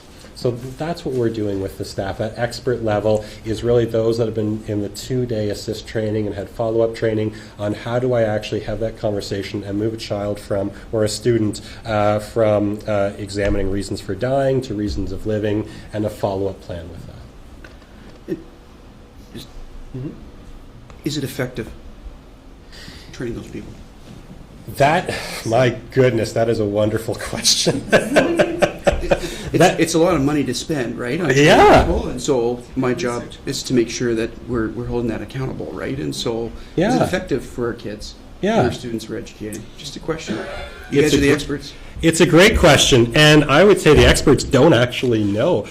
When you look at, and okay, I could go on for a while now, but any of the literature has never actually shown a decrease in suicide rates as a result of, for example, assist training. What they have found a decrease in suicide rates on is providing that person the intervention for the condition that has brought them there. So, for example, there can be a decrease in suicide rates from effective treatment for depression, for schizophrenia, for substance abuse, and for chronic pain disorders. And so our kind of job then is, well, how do I move that child from a crisis right now to a crisis that is, to move that plan toward getting that treatment? Every kind of, we know the importance of having a suicide protocol and a plan of how we actually do that in a school building. And so basically the assist is a model that was identified through our community planning process, so that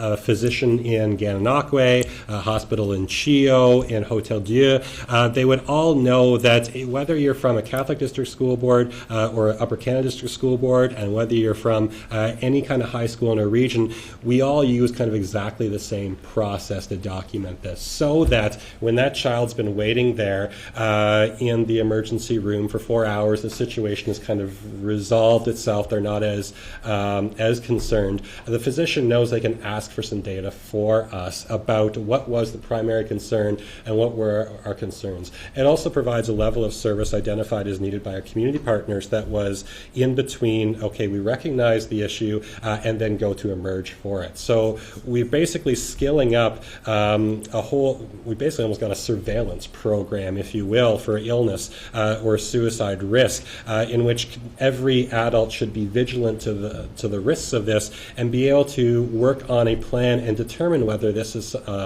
resolved or address the issue or further planning is needed. So it is a huge question in the research about actually is it effective, and yes, it is a lot of money, but then the question is, okay, well, if not that, then what? Because we definitely do need to respond somehow to that. It has been a question too, because we do receive invitations from community partners for participants at that awareness level to engage in kind of a day-long or a half-day-long presentation and training. We figured we can do a very similar thing, not pay someone to have them do it for us in about a 15 to 20 minutes training that the principal does every year. So we've saved some that way because we knew that there was no evidence to actually provide that sort of training. But when we get to having the child who is suicidal in front of us, that's when we're saying, okay, well, maybe that's the wiser investment there. Sorry if I went on too long. It's an interesting complex. Just a follow-up. Go ahead. Sure. Yes. Just thank you for that, and I have no problems. I think we need to spend money, right? We need to do this. It's mental health. It's important. My question is, once we identify a child that has suicidal tendencies or something along those lines, right, and you've trained your expert, are they able to help parents get help? And how long is that process? So is the waiting a month or 2 months to get help? Right. We hear about this in the media, right? Around there's such a long waiting for parents to get help for kids. Yeah. So what does that waiting period look like, and are they trained to do it? And through you, Chair, so there's two levels of that. So initially, when there's a crisis, there's a Safe for Now plan. And that Safe for Now plan is going to identify some family friends or someone they can talk to, crisis line, so they can get the immediate help until we can move kind of the referral along. We also kind of perform an evaluation on whether this child would benefit, or maybe need some, what we call enhanced environmental support. So whether it be a hospital visit at that point because they can't contract to keep safe, or there's certain conditions around this that we're really worried about, or whether they could be managed in the community. We always say to our staff, never make this decision in isolation, because we've got great teams of social workers, we've got great great SOs, chief psychs, and that sort of thing that can help you make these decisions as well. And we always provide that measure. We recognize, though, that's only one part of the puzzle. And so within 2 weeks, there should be a follow-up meeting at the school, and that's part of the protocol as well, to identify what in the school environment is changing. Does a student need an extra level of supervision or a check-in, for example, when they don't meet they get to their third period class? Are they hooked up with, is there a private counselor they're seeing, or have we already done a referral to Children's Mental Health Agency and that sort of thing?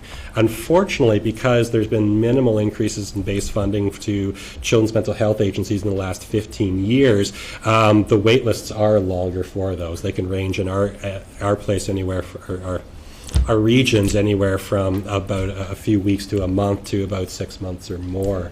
Yeah, there are other clinics. So, for example, there's urgent care clinics that can be part of Hotel Dieu and Chio. There are also the crisis numbers as well, and sometimes there's walk-in clinics that walk-in mental health clinics our partners will run that can address some of those issues. But the wait for treatment is a hard thing to do. It's not a competency that we have as a school board, but certainly we're always advocating to enhance those pathways and make them quicker. So 2 weeks. It's within 2 weeks until we actually have the sit-down meeting with the school, and within that time, perhaps they've seen a physician for a medication change, or they have called or something, and they have the preliminary information, their Safe for Now plan that's going to address the momentary crises with the option that they can always use. We have a whole system in terms of mental health, in terms of the emergency room system, walk-in clinics, urgent care clinics that can address that a little bit. It is a hot topic, though. Yeah. Sure. Thank you very much. Any other comments or questions? Wow, that was.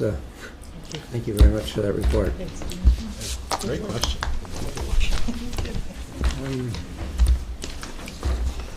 We're going to be moving into private session. I do believe that probably most of us could use a 5-minute break before we do that, but I'll move us into motion. Are you okay with that? Just I think some people need to. Yeah. Okay, so I need a motion that the Upper Canada District School Board move into Committee of the Whole. I need that moved by Trustee McPherson, Trustee Cram. Just a show of hands, please.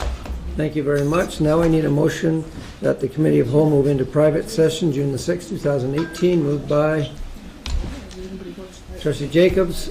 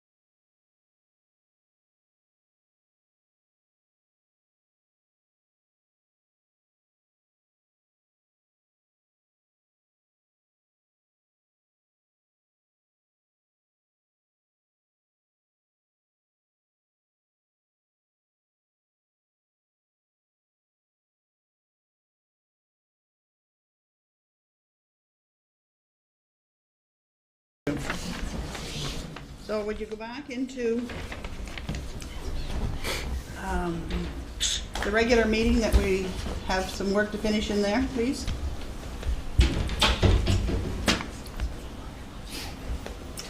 Okay. I need a motion that the Upper Canada District School Board move back into the regular board meeting, June the 6th, 2018 at 8:53. Moved by Trustee Cram, Trustee Bill McPherson. Just a show of hands, please. Thank you. Okay, I have a report to the board from private session June the 6th.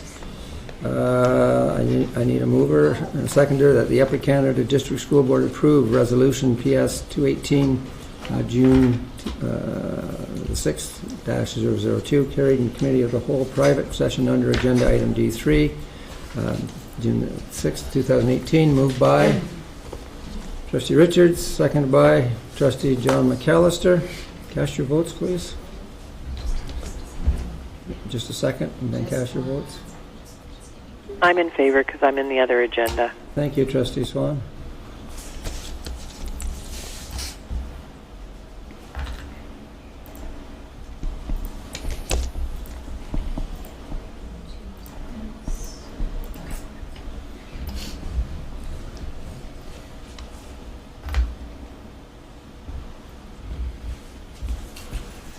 Wendy's left, I guess. Wendy on? And that carries. Thank you. Okay, moving on to the next item is the Safe School Report update, and I'm going to turn this over to Superintendent Ron Ferguson. Thank you, Chair.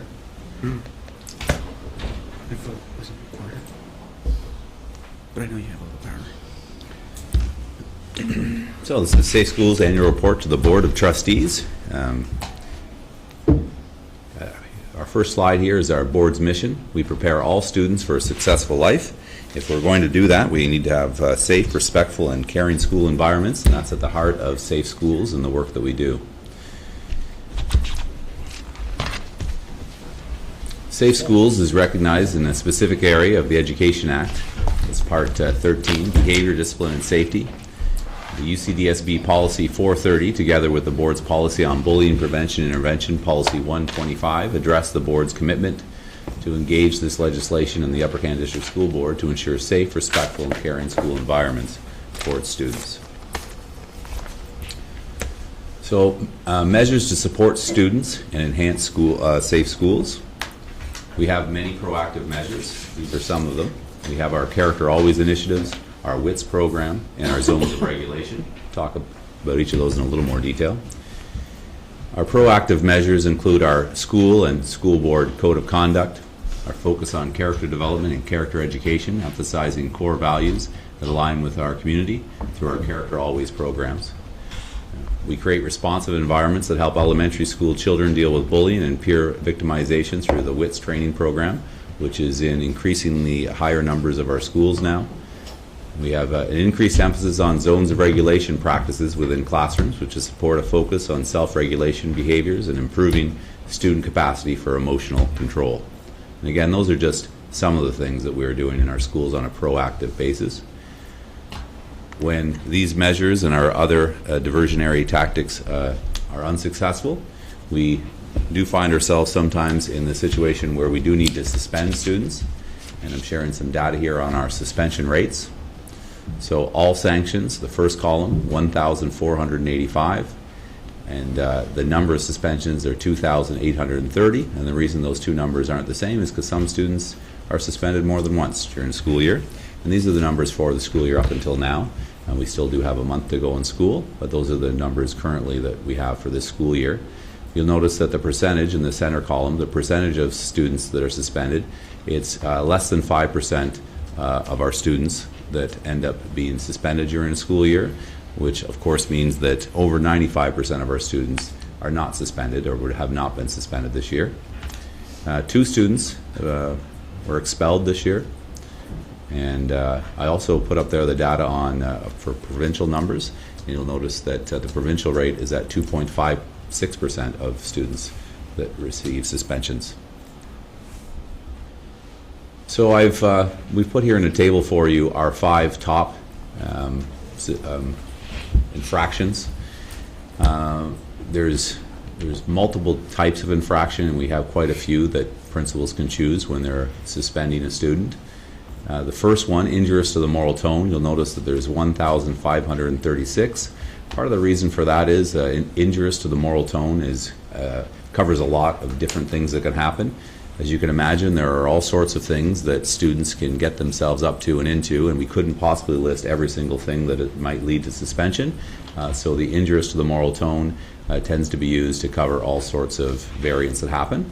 There are some things that are more specific, though, and fit some of the other categories. Injurious to the physical and mental well-being, 442. Against code of conduct, 175. Profanity to authority, 108. Possession of alcohol, drugs, or under the influence, I combined those two to give us 95.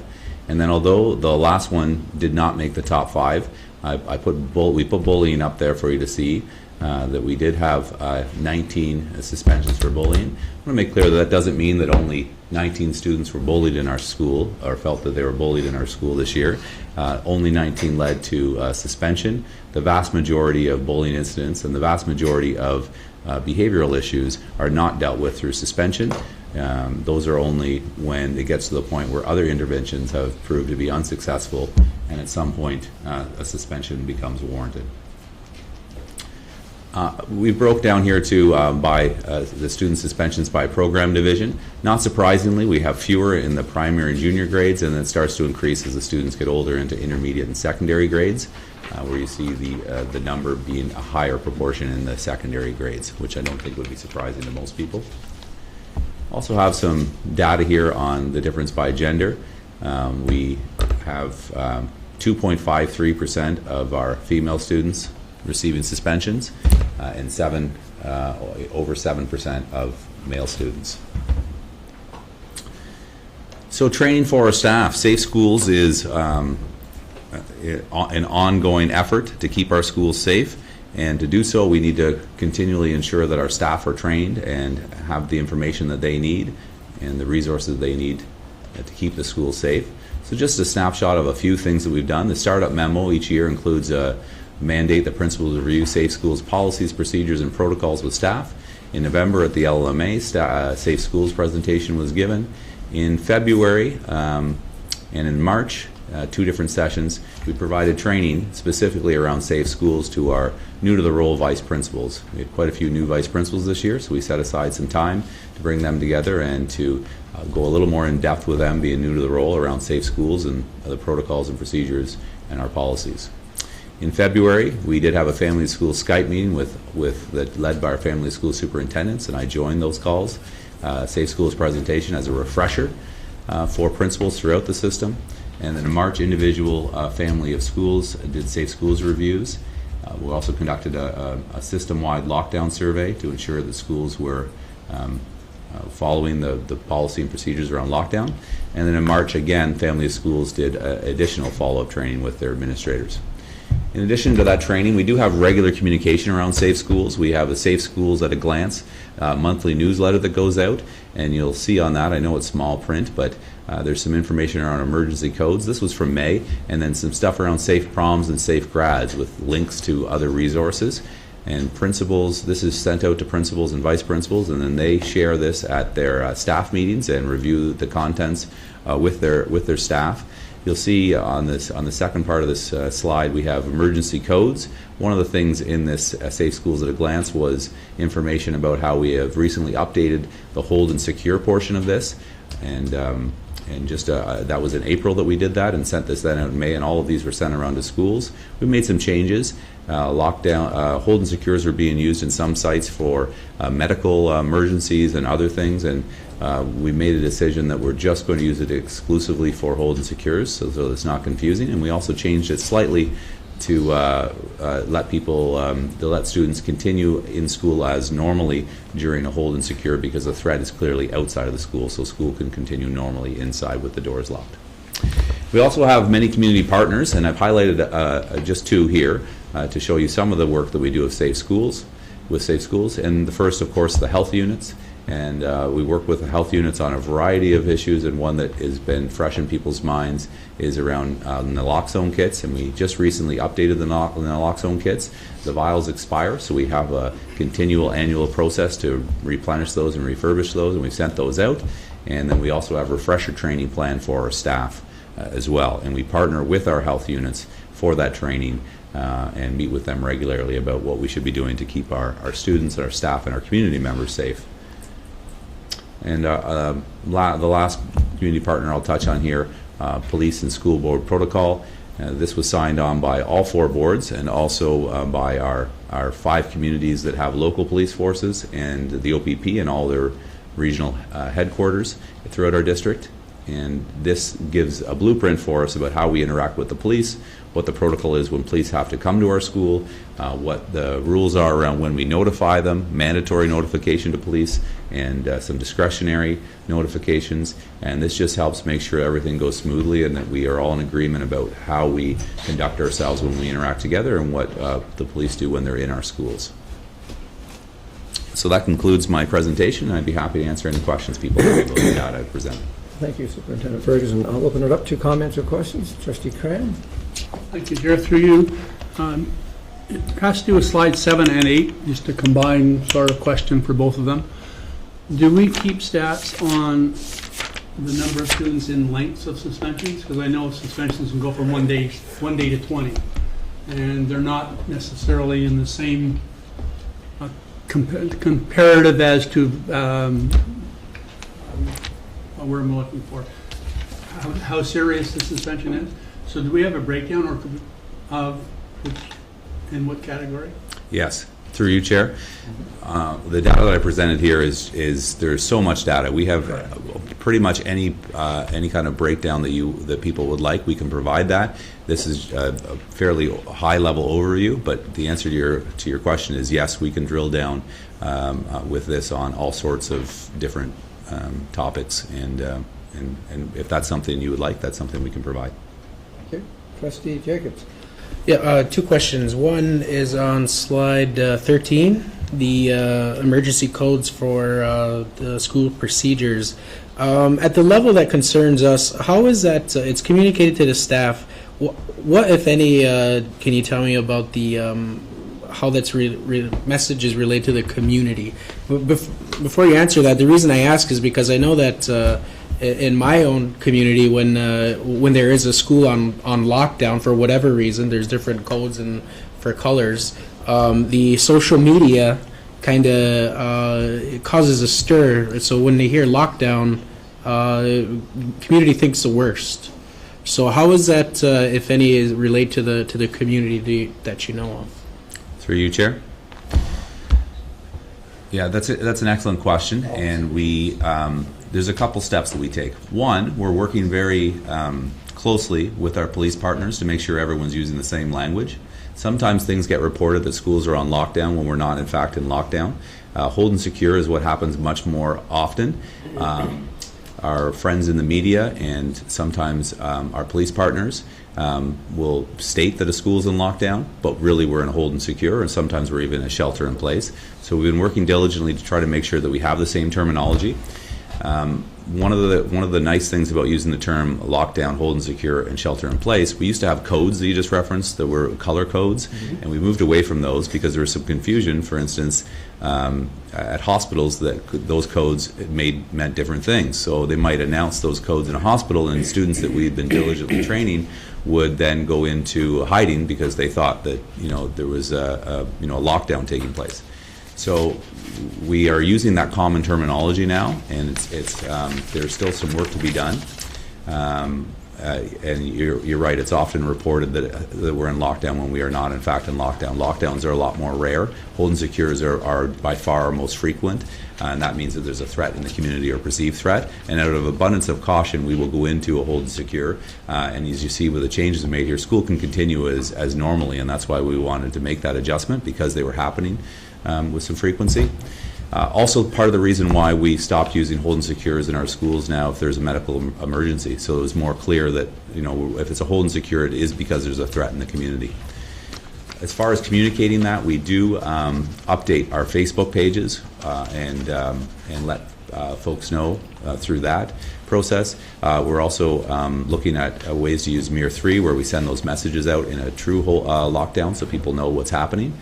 And so there are efforts to be more clear about that, and you're right, there's more work to be done, in part with our community partners, so that when they're sending messages out to the media, we're all using the same terminology. Through you, Chair. Yes, Trustee Swan. I'd just like to congratulate you for your presentation. This is the first one I've seen with any of this data, and I've been on the Suspension and Expulsion Committee since I first became a trustee.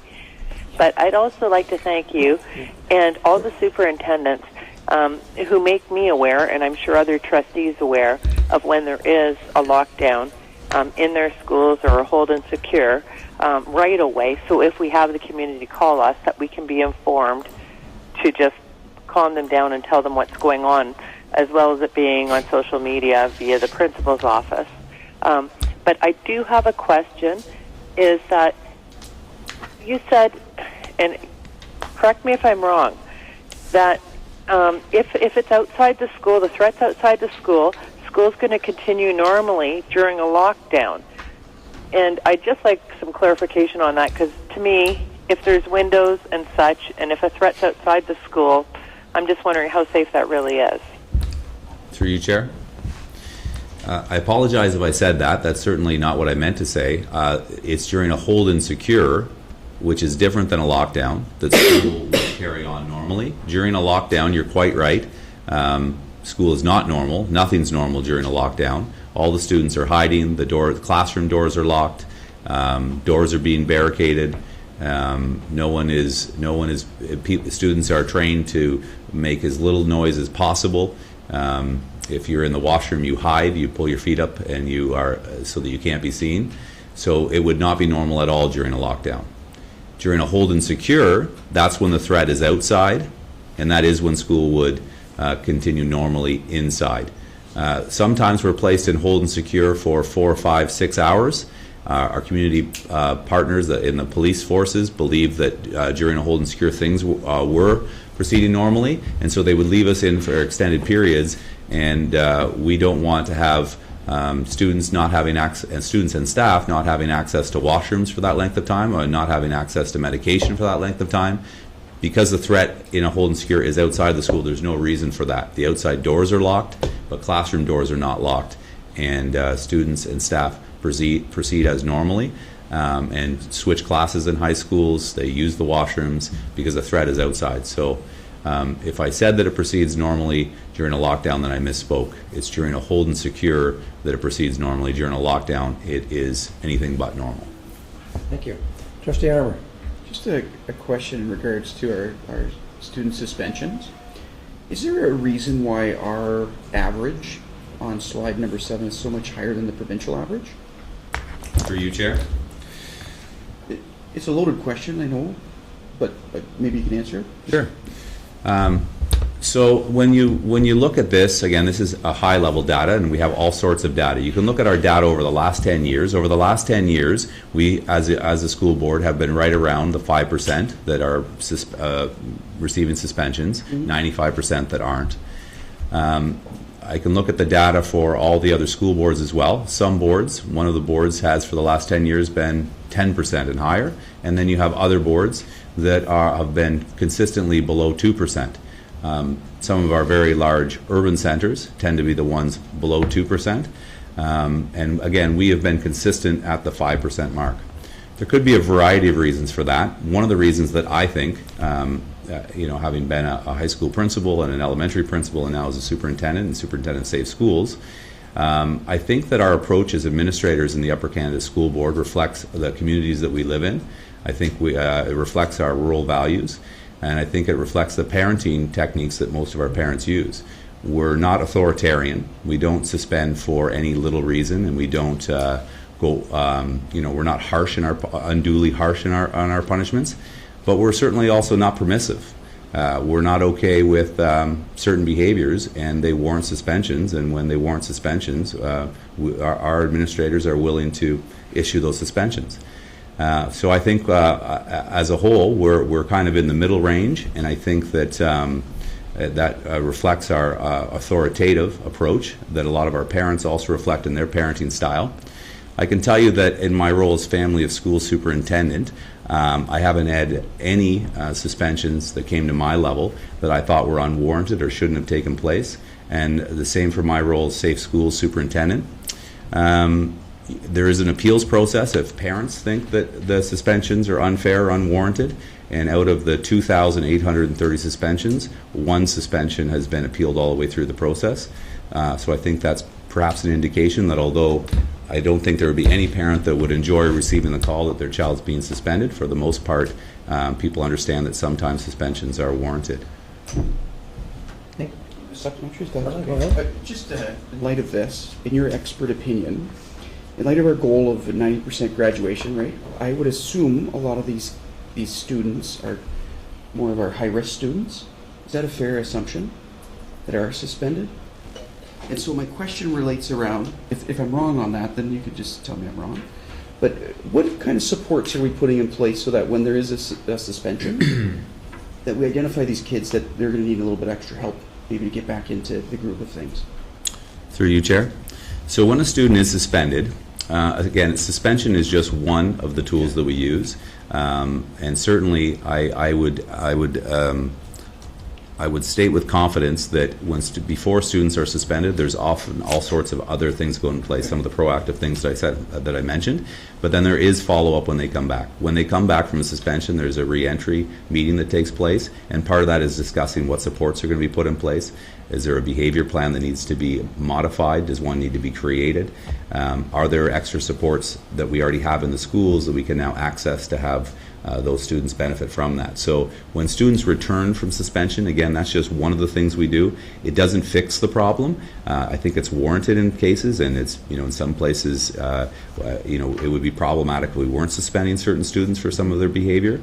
But that certainly doesn't address the behavior or fix the behavior. What we do when they come back is part of it. All students return. You see from this data, 2 students were expelled. They're still in our care, just at a different site. But the vast majority of those, the 1,485 of them, are back in our schools within a day or two, for the most part. And then they're with us again for the rest of the year. So there is a huge emphasis on what we're going to do to support them. Certainly, suspension is not the only thing that we do, and we don't see it as the definitive way to correct behavior. It's just one of the tools that we use. Okay. Thank you. Okay. Trustee Bill McPherson. Thank you. Fortunately, this is one of those presentations that generates a pile of questions. Through the chair. I don't see any accounting here for exclusions. Do they fall outside the definition of suspensions? Through the chair. Through you, Chair. Yes, they're separate than this. You make a good point, though. There are, if students, and this might account in some ways too for our suspension rate being higher than some other places. We don't follow the practice of saying just stay home because they're having a rough day or they did this, just keep them home. To have a student not attend school, they need to be suspended, expelled, or formally excluded. And I can provide that data on those numbers if that's something you would like. But it is different. It is separate data than Okay. suspension data. Especially at the elementary level, if a student loses privileges, for instance, they're suspended from riding the school bus, say, for 3 days, and the parent chooses to keep the children at home, that does not count as a suspension, so to speak. Through you, Chair. That's correct. That would be a parent-approved absence. And also, I should mention, part of the reason we don't have exclusions in here, those are not disciplinary in nature. So when a student's excluded, it's not for disciplinary reasons. In fact, it's explicitly stated that it cannot be for discipline, that someone is excluded from school. So we're sharing with you things related to discipline. And third and final, slide number 9. 1,276 incidents at the secondary level, 758 students. The increase as they age seems rather a steep curve. Is this perhaps a reflection of the fact that these students are out in the community and that they may be bringing some of their conflicts of the community into the school, say a hockey game or something like that. That the root cause of these incidents is actually outside the school. Now, I guess I'm asking for an opinion through the chair. Through you, Chair. Two things I'll say about that. One thing to keep in mind with this slide, and perhaps it's a bit misleading, when we say secondary students, that's 4 grades there included in that data, whereas intermediate is 2. So the steep incline might be, softened a bit if we broke it down by every 2 years. It was just the nature of that's how we break separate things. So that's one point.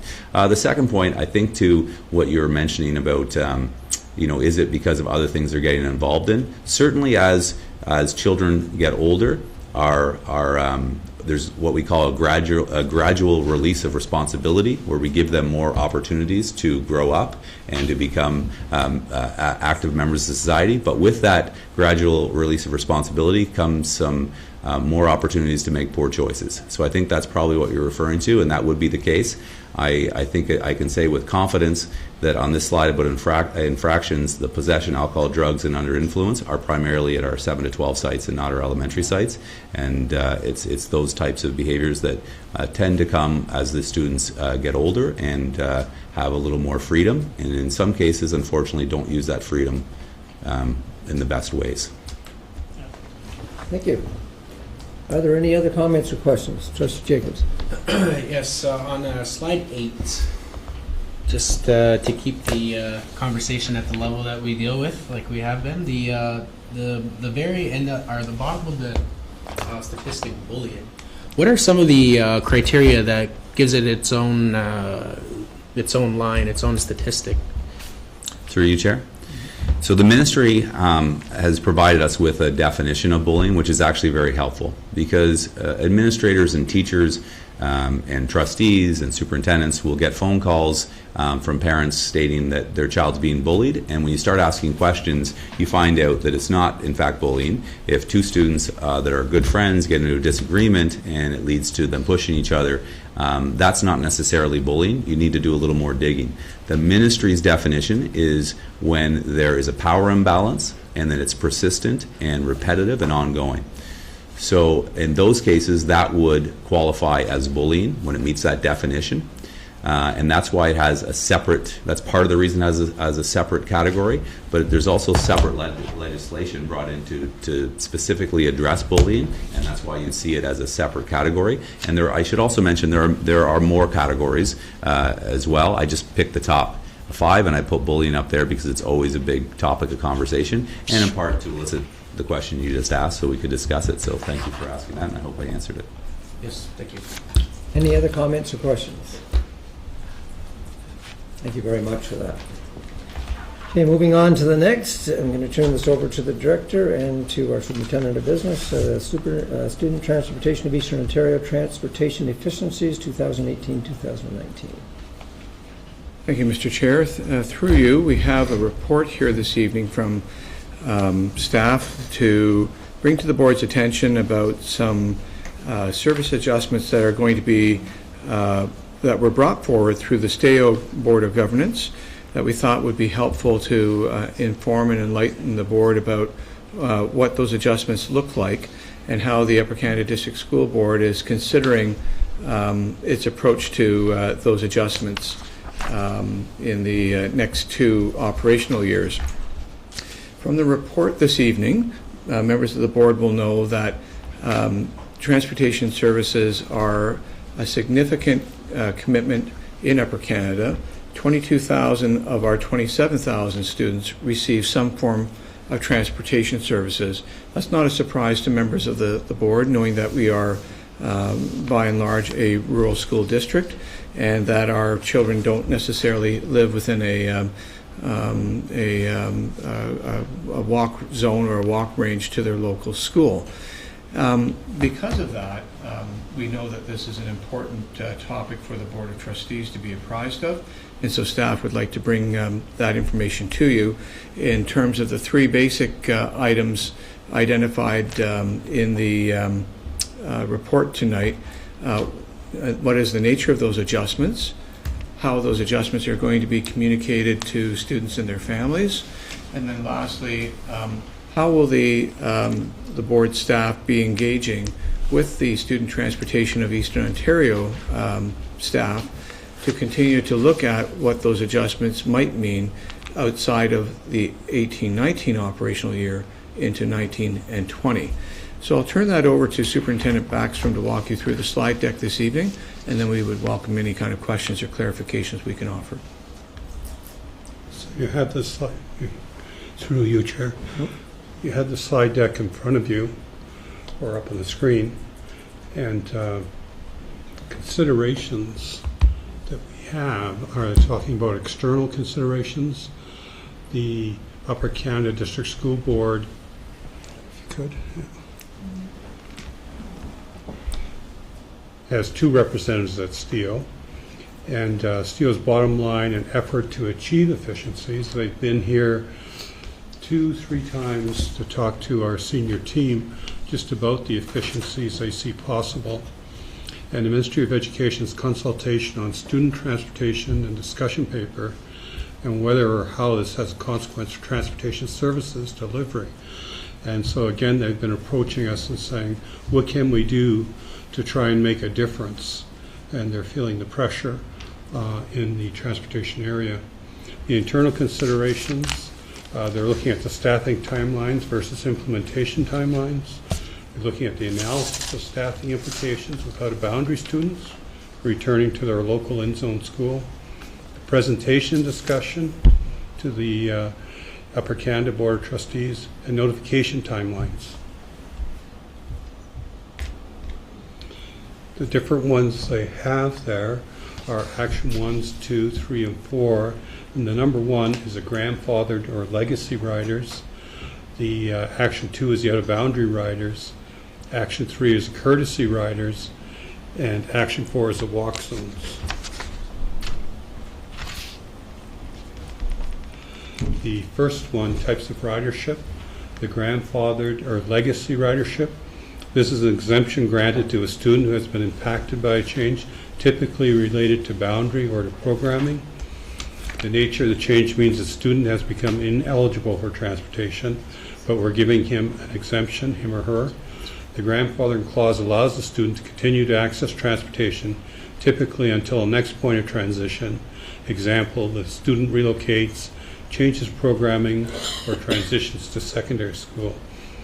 An example here is someone that goes into junior kindergarten, French immersion, ends up in grade 4, and a school close to them opens, and they give them the opportunity to continue at the school they're in.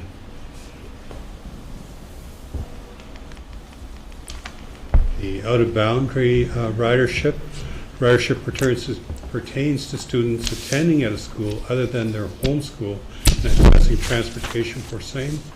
And the board-approved transportation is often routed to the closest in-boundary stop to minimize impact to cost time, while a number of out-of-bound students approved currently access stops out-of-boundary. And again, this is something like a student resides in Prescott and their home school is Wellington Elementary. The student has been approved to attend an out-of-boundary school, example Maynard, and has been approved for transportation by means of accessing the closest in-boundary stop to Maynard. So you have that sort of, those two that I just mentioned, the grandfathering and the out-of-boundary, they're continuing on. We're not going to do anything with those. We're leaving them as is, and they're just moving forward. Now, the supervisory officers did look at a list that Steele provided of all the students that are in this category to see if there are any that should be moved out or that they should be talking to the principals about moving out. And there were, I think, maybe 50 students that ended up being moved, but not a great total. The next group is a courtesy ridership, and these are courtesy rider or courtesy walkers. Is a student who resides within the walk zone to their school who has been approved to access the transportation to school as long as the seat remains available on the school vehicle. This does not include individuals who have applied for courtesy transportation within the walk zone under the medical reasons, which is a medical exemption. Courtesy ridership is subject to seat availability and expires at the end of the school year or sooner if the seat is required by an eligible student. Courtesy ridership is not typically granted until after eligible students have been routed and once routes stabilize in the fall.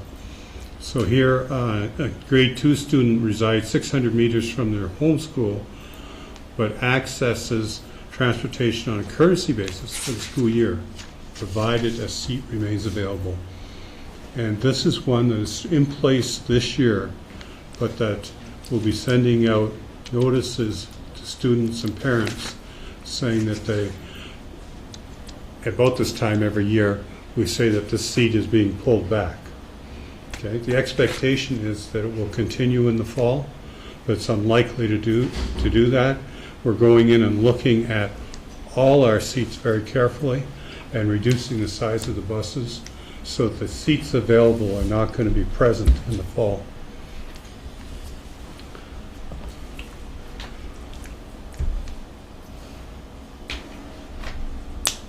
Okay. The next one is the walk zones, and the only change we have this year is grades 7 to 8, and they're being moved from 1.6 kilometers to 2 kilometers. And that's the only change this year, and that's already been put out there, and people have been advised. So recognizing what they did here is they just showed Gananoque, and I know that somebody that knows Gananoque better than me, I know that the secondary school is right in the middle there, and that there's they have to, I think the bulk of the city township falls within that. Okay. But that's the only change in the walk zones. So as I spoke to you earlier, the courtesy riders and the walk zones are the only ones that changed. And the next ones are the grandfathered or legacy riders and the out-of-boundary riders, and those are not changing, they're continuing on. The next steps in May and June, presentation and discussion at the Upper Canada Board of Trustees, where we are right now, and principal and vice principal information and discussion sessions on our implementation plan. And the third is notification timelines for Upper Canada families from STEO regarding changes or no changes to transportation for September. And the last one, analysis of staffing program implications should out-of-boundary students return to their local in-zone school during a subsequent school year commencing in September 2019. So these are steps that we'll be going through. The first one we've done, the second one probably be going through the next couple of weeks, and then the last two we'll be looking at. The next step in June 2018, a revision to Upper Canada Policy and Procedures forms related to the change in cross-boundary, out-of-boundary transfers. We're going to have to look at upgrading our forms. Although I do think that the forms aren't in bad shape. It's the tying transportation to it that has been throwing us out. And we will not have that. Step 2, communication products with key messages, STEO. And step 3, Upper Canada policy review to ensure alignment with new commitments related to student transportation for the fall and winter. And then the last one, continue to engage the Ministry of Education regarding commitments and costs related to student transportation in rural Eastern Ontario, and specifically for the Upper Canada District School Board. And that basically takes you through the handout that they had provided, but we are going to have to go out and talk to the various principals, vice principals, and some of that discussion has already happened between the supervisory officers and some of the principals and vice principals. But at this time, now that we've talked to the trustees, we'll be going to the next step and talking to the parents and students themselves, just letting them know what's happening. Thank you. Before I open up for questions, Trustee McPherson, I think you're okay with this, but I'm going to leave that up to you. This is public knowledge. That's fine. And I do have a question about walk zones whenever you get to me. When we get to you. We'll start with Trustee Armour. Thank you for letting us know, through you, Mr. Chair. This affects 851 students. Is that correct? When I read your presentation? There's 851 that are scattered across the district, yes. Do you have the breakdown of grandfathered versus out of boundary versus courtesy ridership? I do. I don't have it here with me tonight. Do you have a rough percentage? My worry is that as a trustee, I always get my child goes and we're going back on the grandfathered stage. So I would like to know, just to get an idea of how many concerned parents I'm going to get. Ideally, you shouldn't be getting any concerned parents because the grandfathered aren't affected right now. Okay. They'll be out into the future, and when we go out to talk to them, I've seen some of it already where you go and talk to a principal and they're coming back and they're investigating. They're having to go back to the principal before them to find out why it's happening. And it's going to take a while to sort these out and resolve just what's happening out there. This is an accumulation of years of effort. Perfect. And when would the end result be of all this implementation? When would you like to see it? I think we're out 2 or 3 years. 2 or 3 years? Okay. And what I didn't mention is that we're also looking at the ability of parents, students to petition. If they're not happy with the result they're hearing, they're going to have the opportunity to petition to see if they can change it. So that'll help. And just before I pass on to the next question, just to bring a little clarity, really, it's just the walk zones and the courtesy riders.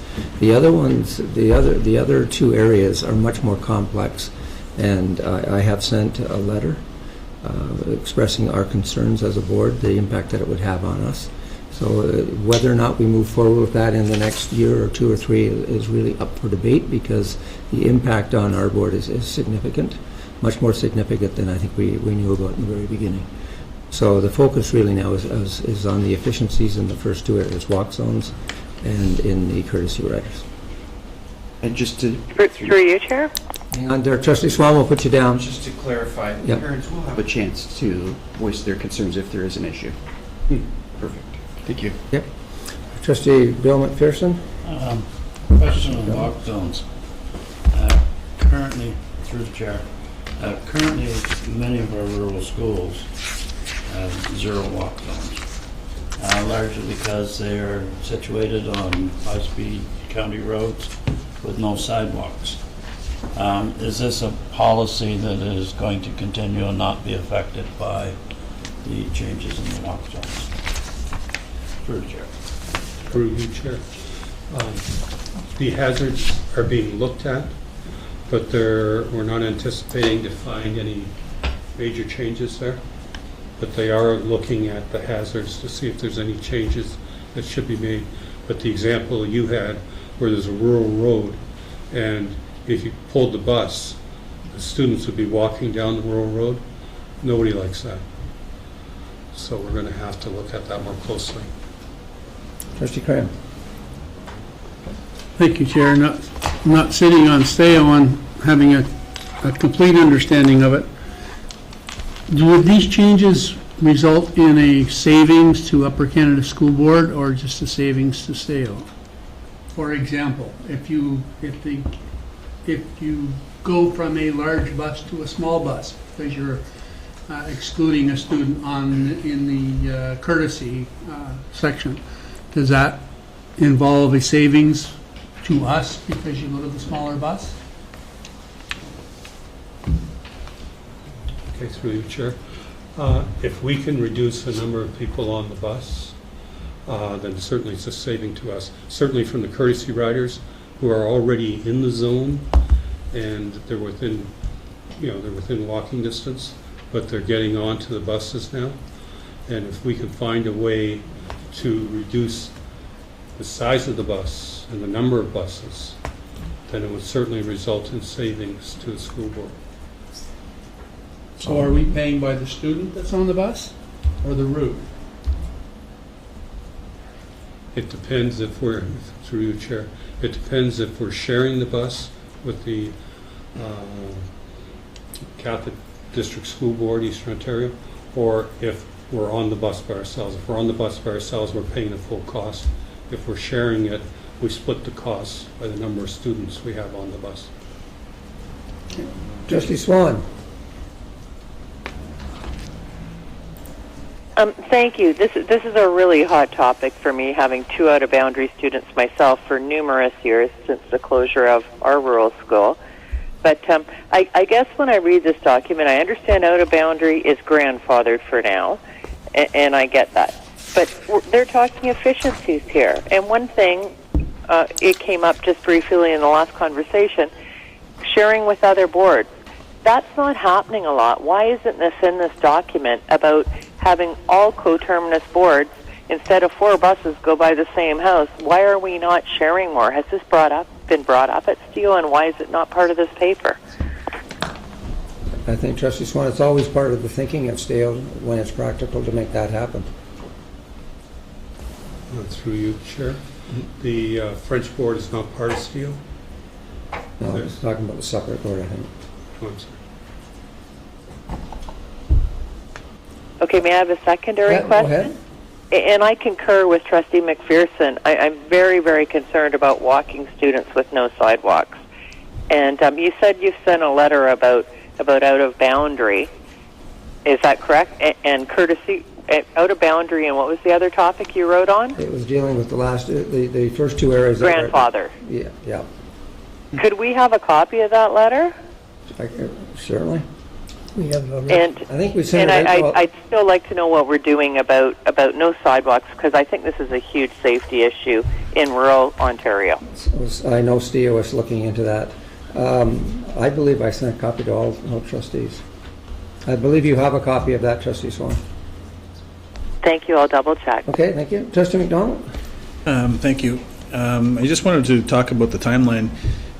I received my first phone call from a parent today.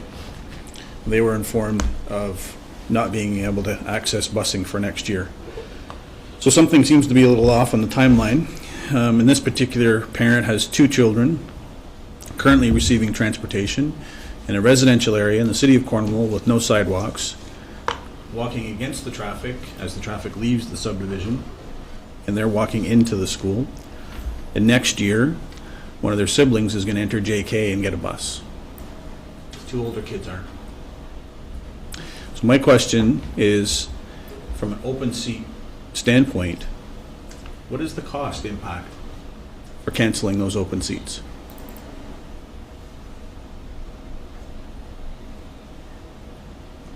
Through you, Chair. If we can eliminate a bus, it's $55,000. If we can't eliminate a bus, it's not going to be that much, obviously. Follow up? So when we evaluated this, do we know what our savings is? Because we're looking at an efficiency. So my understanding then would be by eliminating buses, or by doing this, we're eliminating buses. So what's our cost savings associated to these changes, and how many buses are we eliminating as a result of changing courtesy riders and walk zones? Through you, Chair. We're currently going through that because we're identifying the ones that are on the routes, but I think it was more like around 3 or 4 buses at the time, but I think we're going to see more.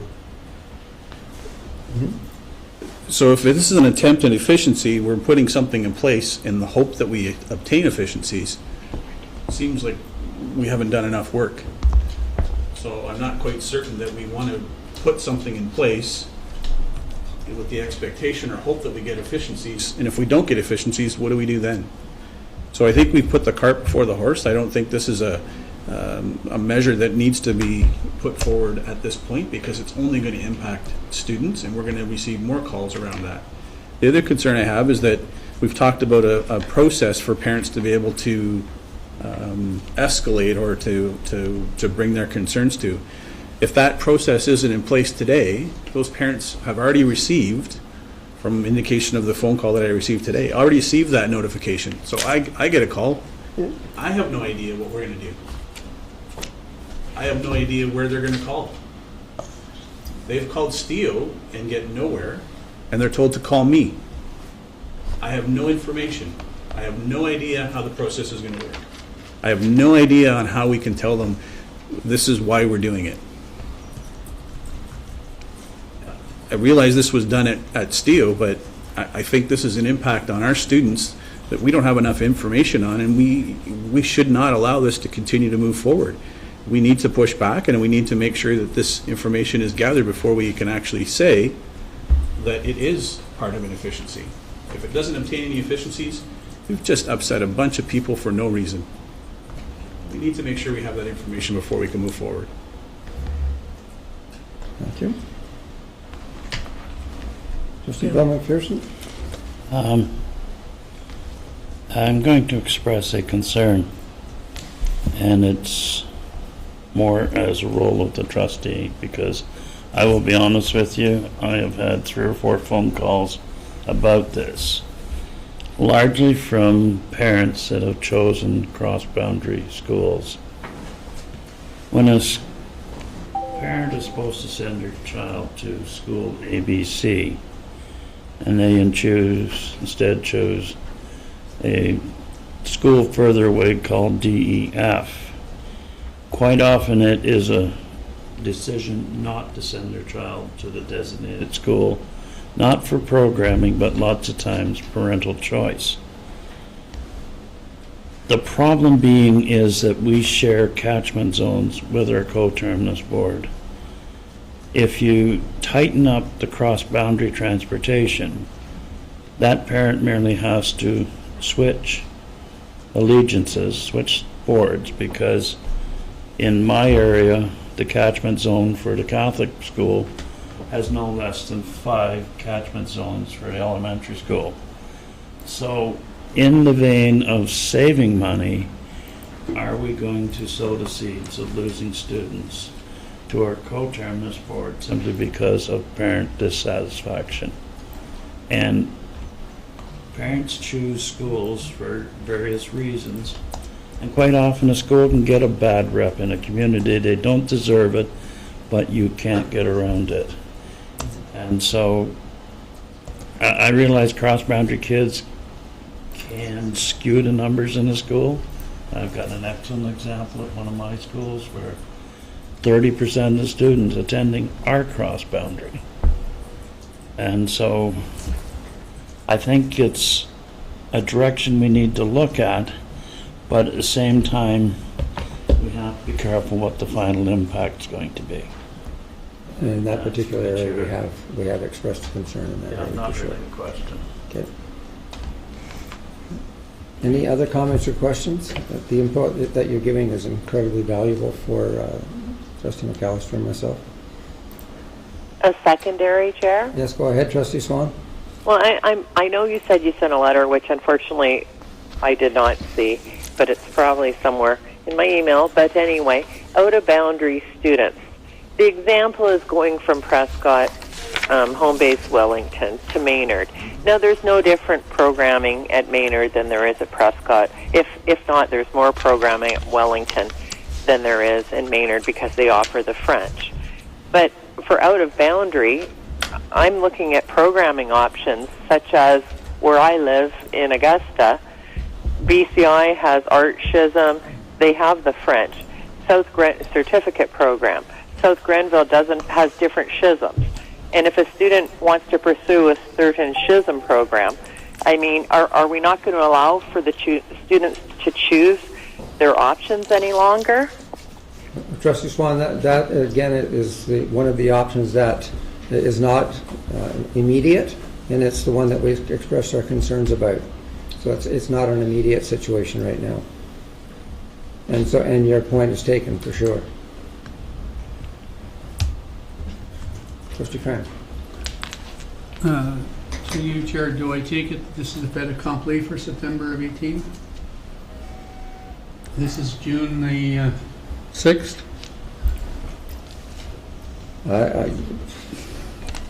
This was a decision that was made through Steele, but Steele has been in conversations with the boards. Am I correct with that, Director? That there has been conversation? Our separate board got notification about this information out prior to us, and we wanted to make sure the public was aware before too late, and so it was imperative for us to bring this to board, especially those first two areas. The concerns that have been expressed tonight are certainly legitimate, and Trustee McAllister and I are aware of those. We're dealing again with efficiencies. The courtesy riders in particular has to do with respecting a policy that Steele had. And what had happened through that policy, things happened just through habit, I guess, and it was a matter of just tightening that part of the policy up. But the policy was explicit in the beginning, and I think, Trustee McDonald, you would have been part of the policy making at the beginning stage, even when the consortium came together. So the policies were very explicit in terms of what it meant. And then over time, things happened because there were empty seats. Next thing we know, we've got courtesy riders on the buses. So the intention was to tighten up that policy and address the walk zone with the 7 and 8s in an attempt to come up with the efficiencies in that area. There were the other areas that we're putting off right now, which was felt would also bring efficiency to the board, but the recognition when we talked to our own staff that was problematic. And it would hurt us more in the end. So we pushed back on that and made that known. In terms of the first two, right now, that was the decision at Steele to move forward in consultation with our staff. Chair, I'm not necessarily opposed to the concept. I just don't particularly like the timeline. Appreciate it. Trustee Bill McPherson? Just a question of resource. The community feels that there are some stops being eliminated, particularly those that are occurring within the boundary of an adjacent school. Do we have a definitive number that we can give parents that call us where they can get the right answer? Like, I'm sure if there are stops being eliminated, I believe it affects 50 students. Who do we tell them to call? I do not have the answer. No, and no trustee would have the answer. It would be Steele that has the answer. Refer them to Steele? Yeah. Okay, thank you. That's in the letter. Pardon me? That's in the letter. It has to be Steele. Yeah, okay, thank you. One last question through you, Chair. That's Trustee Swan, then Trustee McDonald. When I look at this, the walk zones are staying the same for September of this year, and I'm speaking specifically about our elementary schools. But the Catholic School Board does not have many rural elementary schools, so I think this is something we really have to have a voice in because of the lack of sidewalks in our rural communities, because these are elementary students.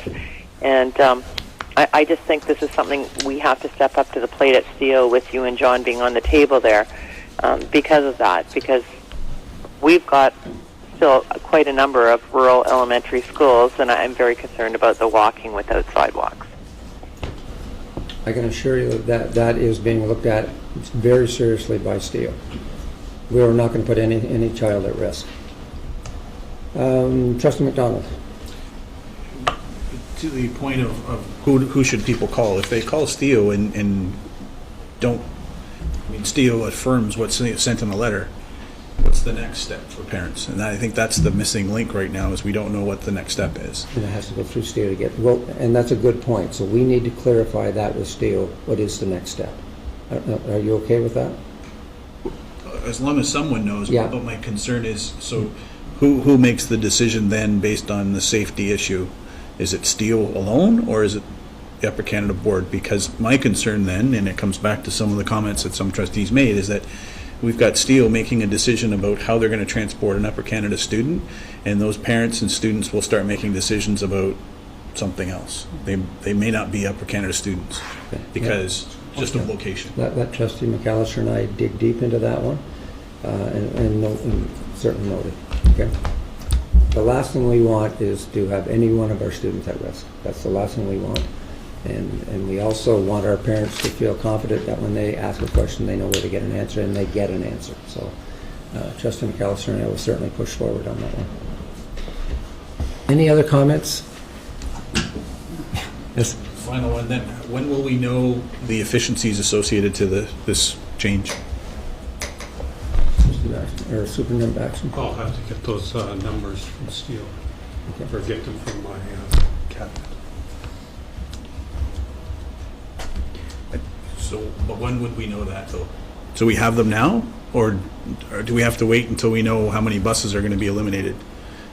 Because I heard earlier we didn't know because we weren't certain how many buses were going to be eliminated. So when will we know when we obtain the efficiencies that we hoped to achieve? Good question. We will find that, and we'll get to the trustees as soon as we have an answer to that. All right? I can't give an answer any more than that. Okay. Just moving on, looking at the agenda and looking at the clock. I think we need Trustee McDonald much time for the report. No, I just going to name the executives. Okay. 15 minutes. Now I have a motion that we will extend the meeting until 10 after 10. Trustee Bill McPherson, seconded by Trustee Cartner. Thank you very much. Show of hands. Thank you.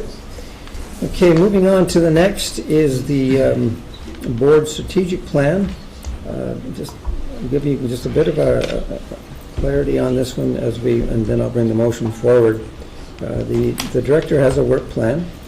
The work plan has 4 particular areas in it, starting off with the graduation rate and working through 3 other areas.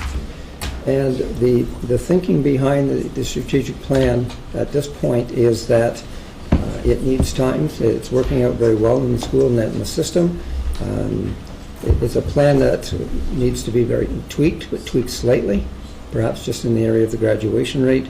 Everything else needs to stay in place. And then once we move into the fall, we get another Ipsos Reid survey done, because that was the driving force behind the initial thinking of the work plan. Then mid-year, you'll be able to look at the work plan and make adjustments from there based on the results. So that's kind of the thinking as I turn it over to the director. Oh, and I do have a motion. I should put the motion on the table first.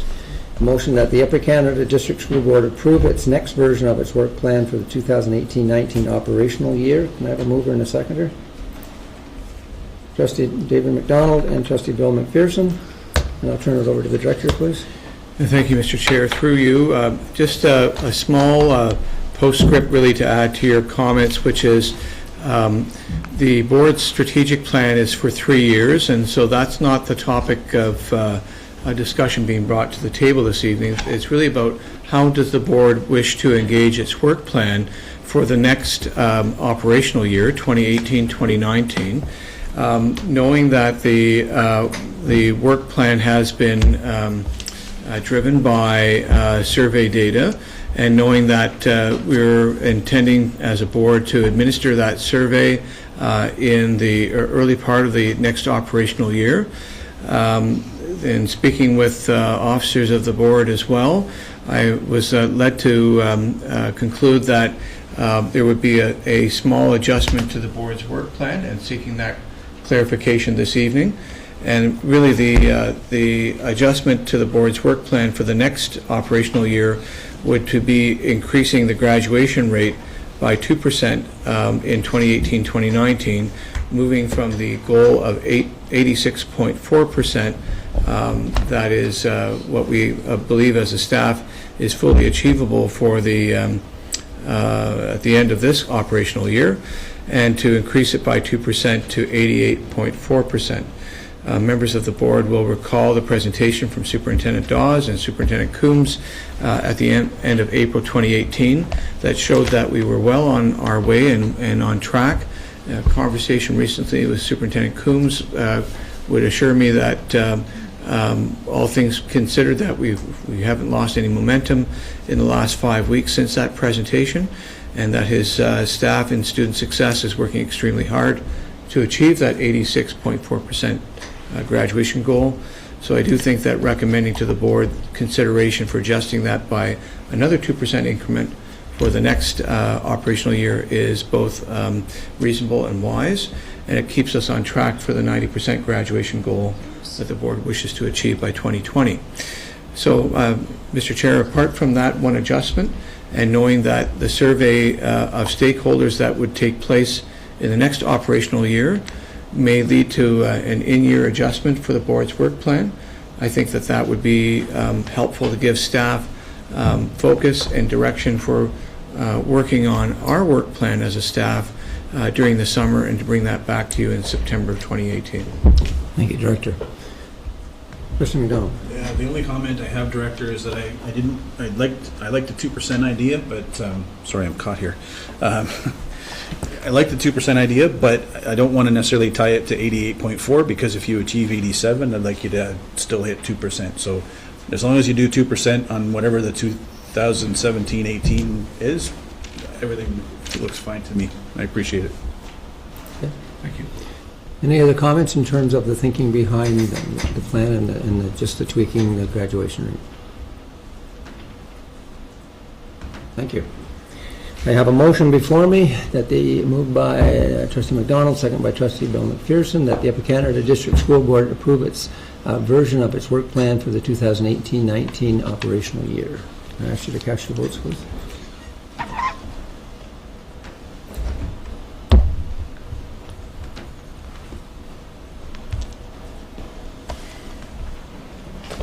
And that, Trustee Richards, that carries. Thank you very much. Moving on to the next item, which is the appointment of supervisory officer for the Upper Canada District School Board. And I'll turn this over to the director. Oh, no. Have a motion first before we do that.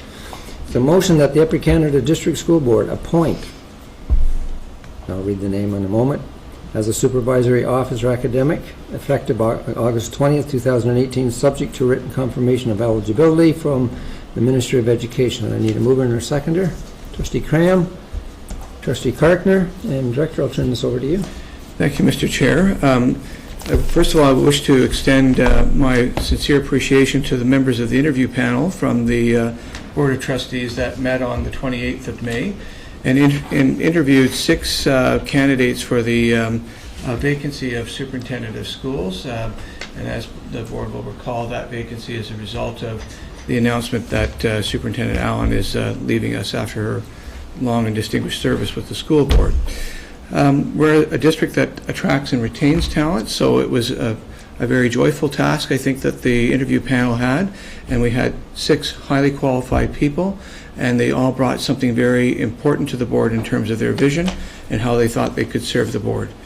The interview panel did a short list of 3 candidates after that interview, and Mr. Chair, you'll recall as well from there a second go-around based on the reference checks and the qualitative information that the references had provided to the interview panel. And so I'd like to recommend to the board Deanna Perry. Ms. Perry is a principal in the Ottawa Catholic School Board. She has 27 years of experience as an educator. She has 10 years as an accomplished administrator with her board. She brings both elementary and secondary background to her experience. She has qualifications in special education, French as a second language, and technical education as well in design and tech. And I know that the board will welcome Ms. Perry's expertise and background to the work that you've given to us as a senior team. And I know that the senior team will also contribute to Ms. Perry's growth, and Ms. Perry's background and experience will be an asset to the work that you've tasked us to do. So I bring that to you as a recommendation, and would ask if there's anybody from the interview panel that might like to comment before the board considers the motion. Certainly. I'll turn it over to anyone who would like to add comments. Trustee McAllister? No? Trustee Simply to say that we concur with the appointment, and we wish her well, and we welcome her to Upper Canada. Anyone else? I certainly agree with that. Okay, so I have a motion Moved by trustee Cram, seconded by trustee Cartner, that the Upper Canada District School Board appoint Deanna Perry as supervisory officer academic effective August 20th, 2018, subject to written confirmation of eligibility from the Ministry of Education. Cast your votes, please.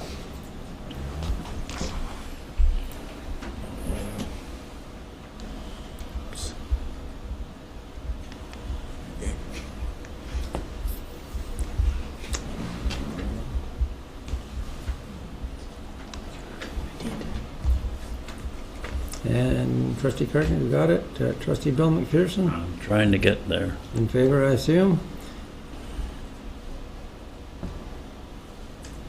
All that are here are in favor. Thank you very much, and that carries.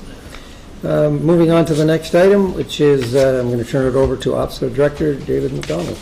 Thank you, Mr. Chair. I will be very brief. I just wanted to bring the board up to date on the changes of at OPSPA. We had our AGM this past weekend. We do have a new president, a new first vice, a new second vice. President for OPSPA, Kathy Abraham, was a current or previous second vice chair. Had been involved with OPSPA for a number of years. She was successful in her election as the president. Michael Barrett's returning to the board as a first vice. Michael is the chair of the Durham District School Board. And Caroline Sloat, who is from the Greater Essex School Board, as her first opportunity to be second vice chair with OPSPA. As well, through the course of the weekend, we also had elections for our working groups and in regional capacity. We do have two trustees that are with us as well that are successful in being on the working groups. Trustee McAllister on the policy development work team, and Trustee Don Cram on the education and program work team.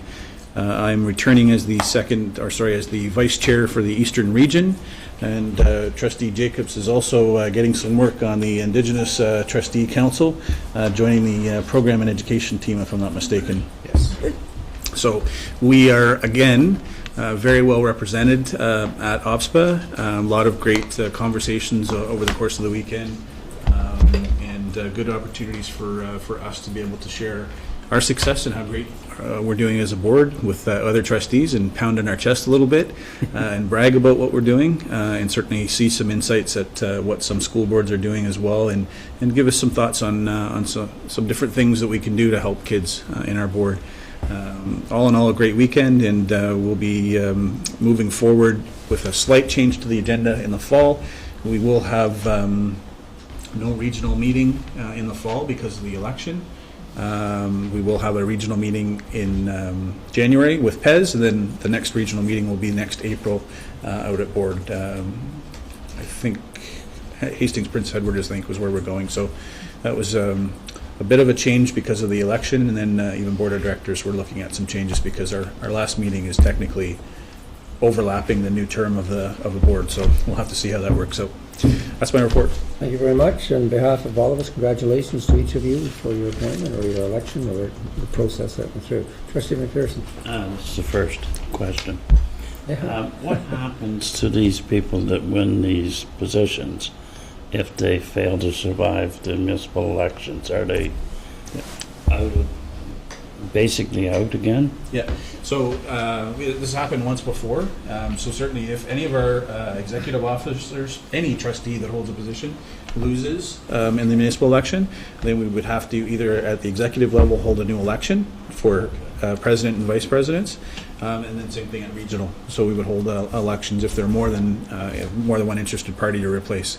So we typically do that kind of a makeshift meeting at PEZ whenever we meet as a region. So that would happen in January.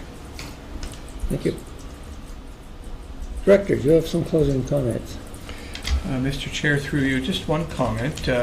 We want to celebrate and recognize Winchester Public School. They were one of 20 schools in Ontario that won an award for OFIA in terms of healthy schools, and they won a bronze qualification by that. I think that speaks well to their effort to commit to not only the curriculum that grows healthy schools, but the full list of criteria that really makes a wonderful school climate for children. And that's extra work for the staff to make sure that it's happening authentically before, during, and after that certification. So we're certainly proud of them, and we celebrate that accomplishment this evening and say to them, well done. Thank you, Director. My closing comments.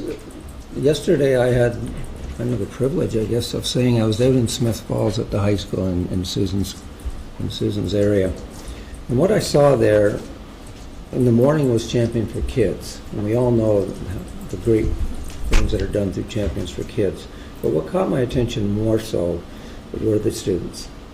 And the students from the hospitality suite. And I know that the teacher in that program, I believe they call him Chef, Jeff Burns, has changed the lives of many, many students through that program. And here were these kids serving us. And I don't say it specifically out of Smith Falls, because I know when we get young people serving their community and going beyond themselves, it's something to be very proud of. And they were absolutely amazing. At night was a thing called Project Kite, which is a program that was started in a grade 12 English class there. And these students come together to eventually put a fundraiser on for CHEO for a young student that has a rare disease. And they picked this disease, and the students raised money for CHEO. And again, it was the kids. It was the young adults on that stage. And the one that touched me the most was a young boy, probably grade 11, that came out on the stage to sing, and he said he would have been there earlier, but he was having chemo at chemo that day. The year before, he spent 416 days in chemo. CHEO, I mean. And when you sit there and you look at these young kids who have struggled and suffered with sickness and illness, and the courage they have to continue on, it puts everything, in my mind, in perspective of what is really important in this world. And we can sit and talk and discuss a whole lot of things, but at the end of the day, it's life that matters. And I was deeply touched, and Susan, those kids are great, and I know we have many schools across the system that have kids that are doing things beyond themselves, and because of that, they're having such an amazing impact on their community. And when I leave there, I leave there with confidence that the future is sound, that those young people are going to take care of an old guy like me, because the empathy and the compassion they have, and it starts in our schools, and I thank them for that. Okay, I need a motion for adjournment. It's at 10:10. It's right on what I said it would be. I talked just enough to get it to 10:10. Do I have a mover and a seconder to adjourn? Trustee Bill McPherson, Trustee Richards, that the Upper Canada District School Board adjourn at 10:10. Next meeting will be June the 20th. Just a show of hands.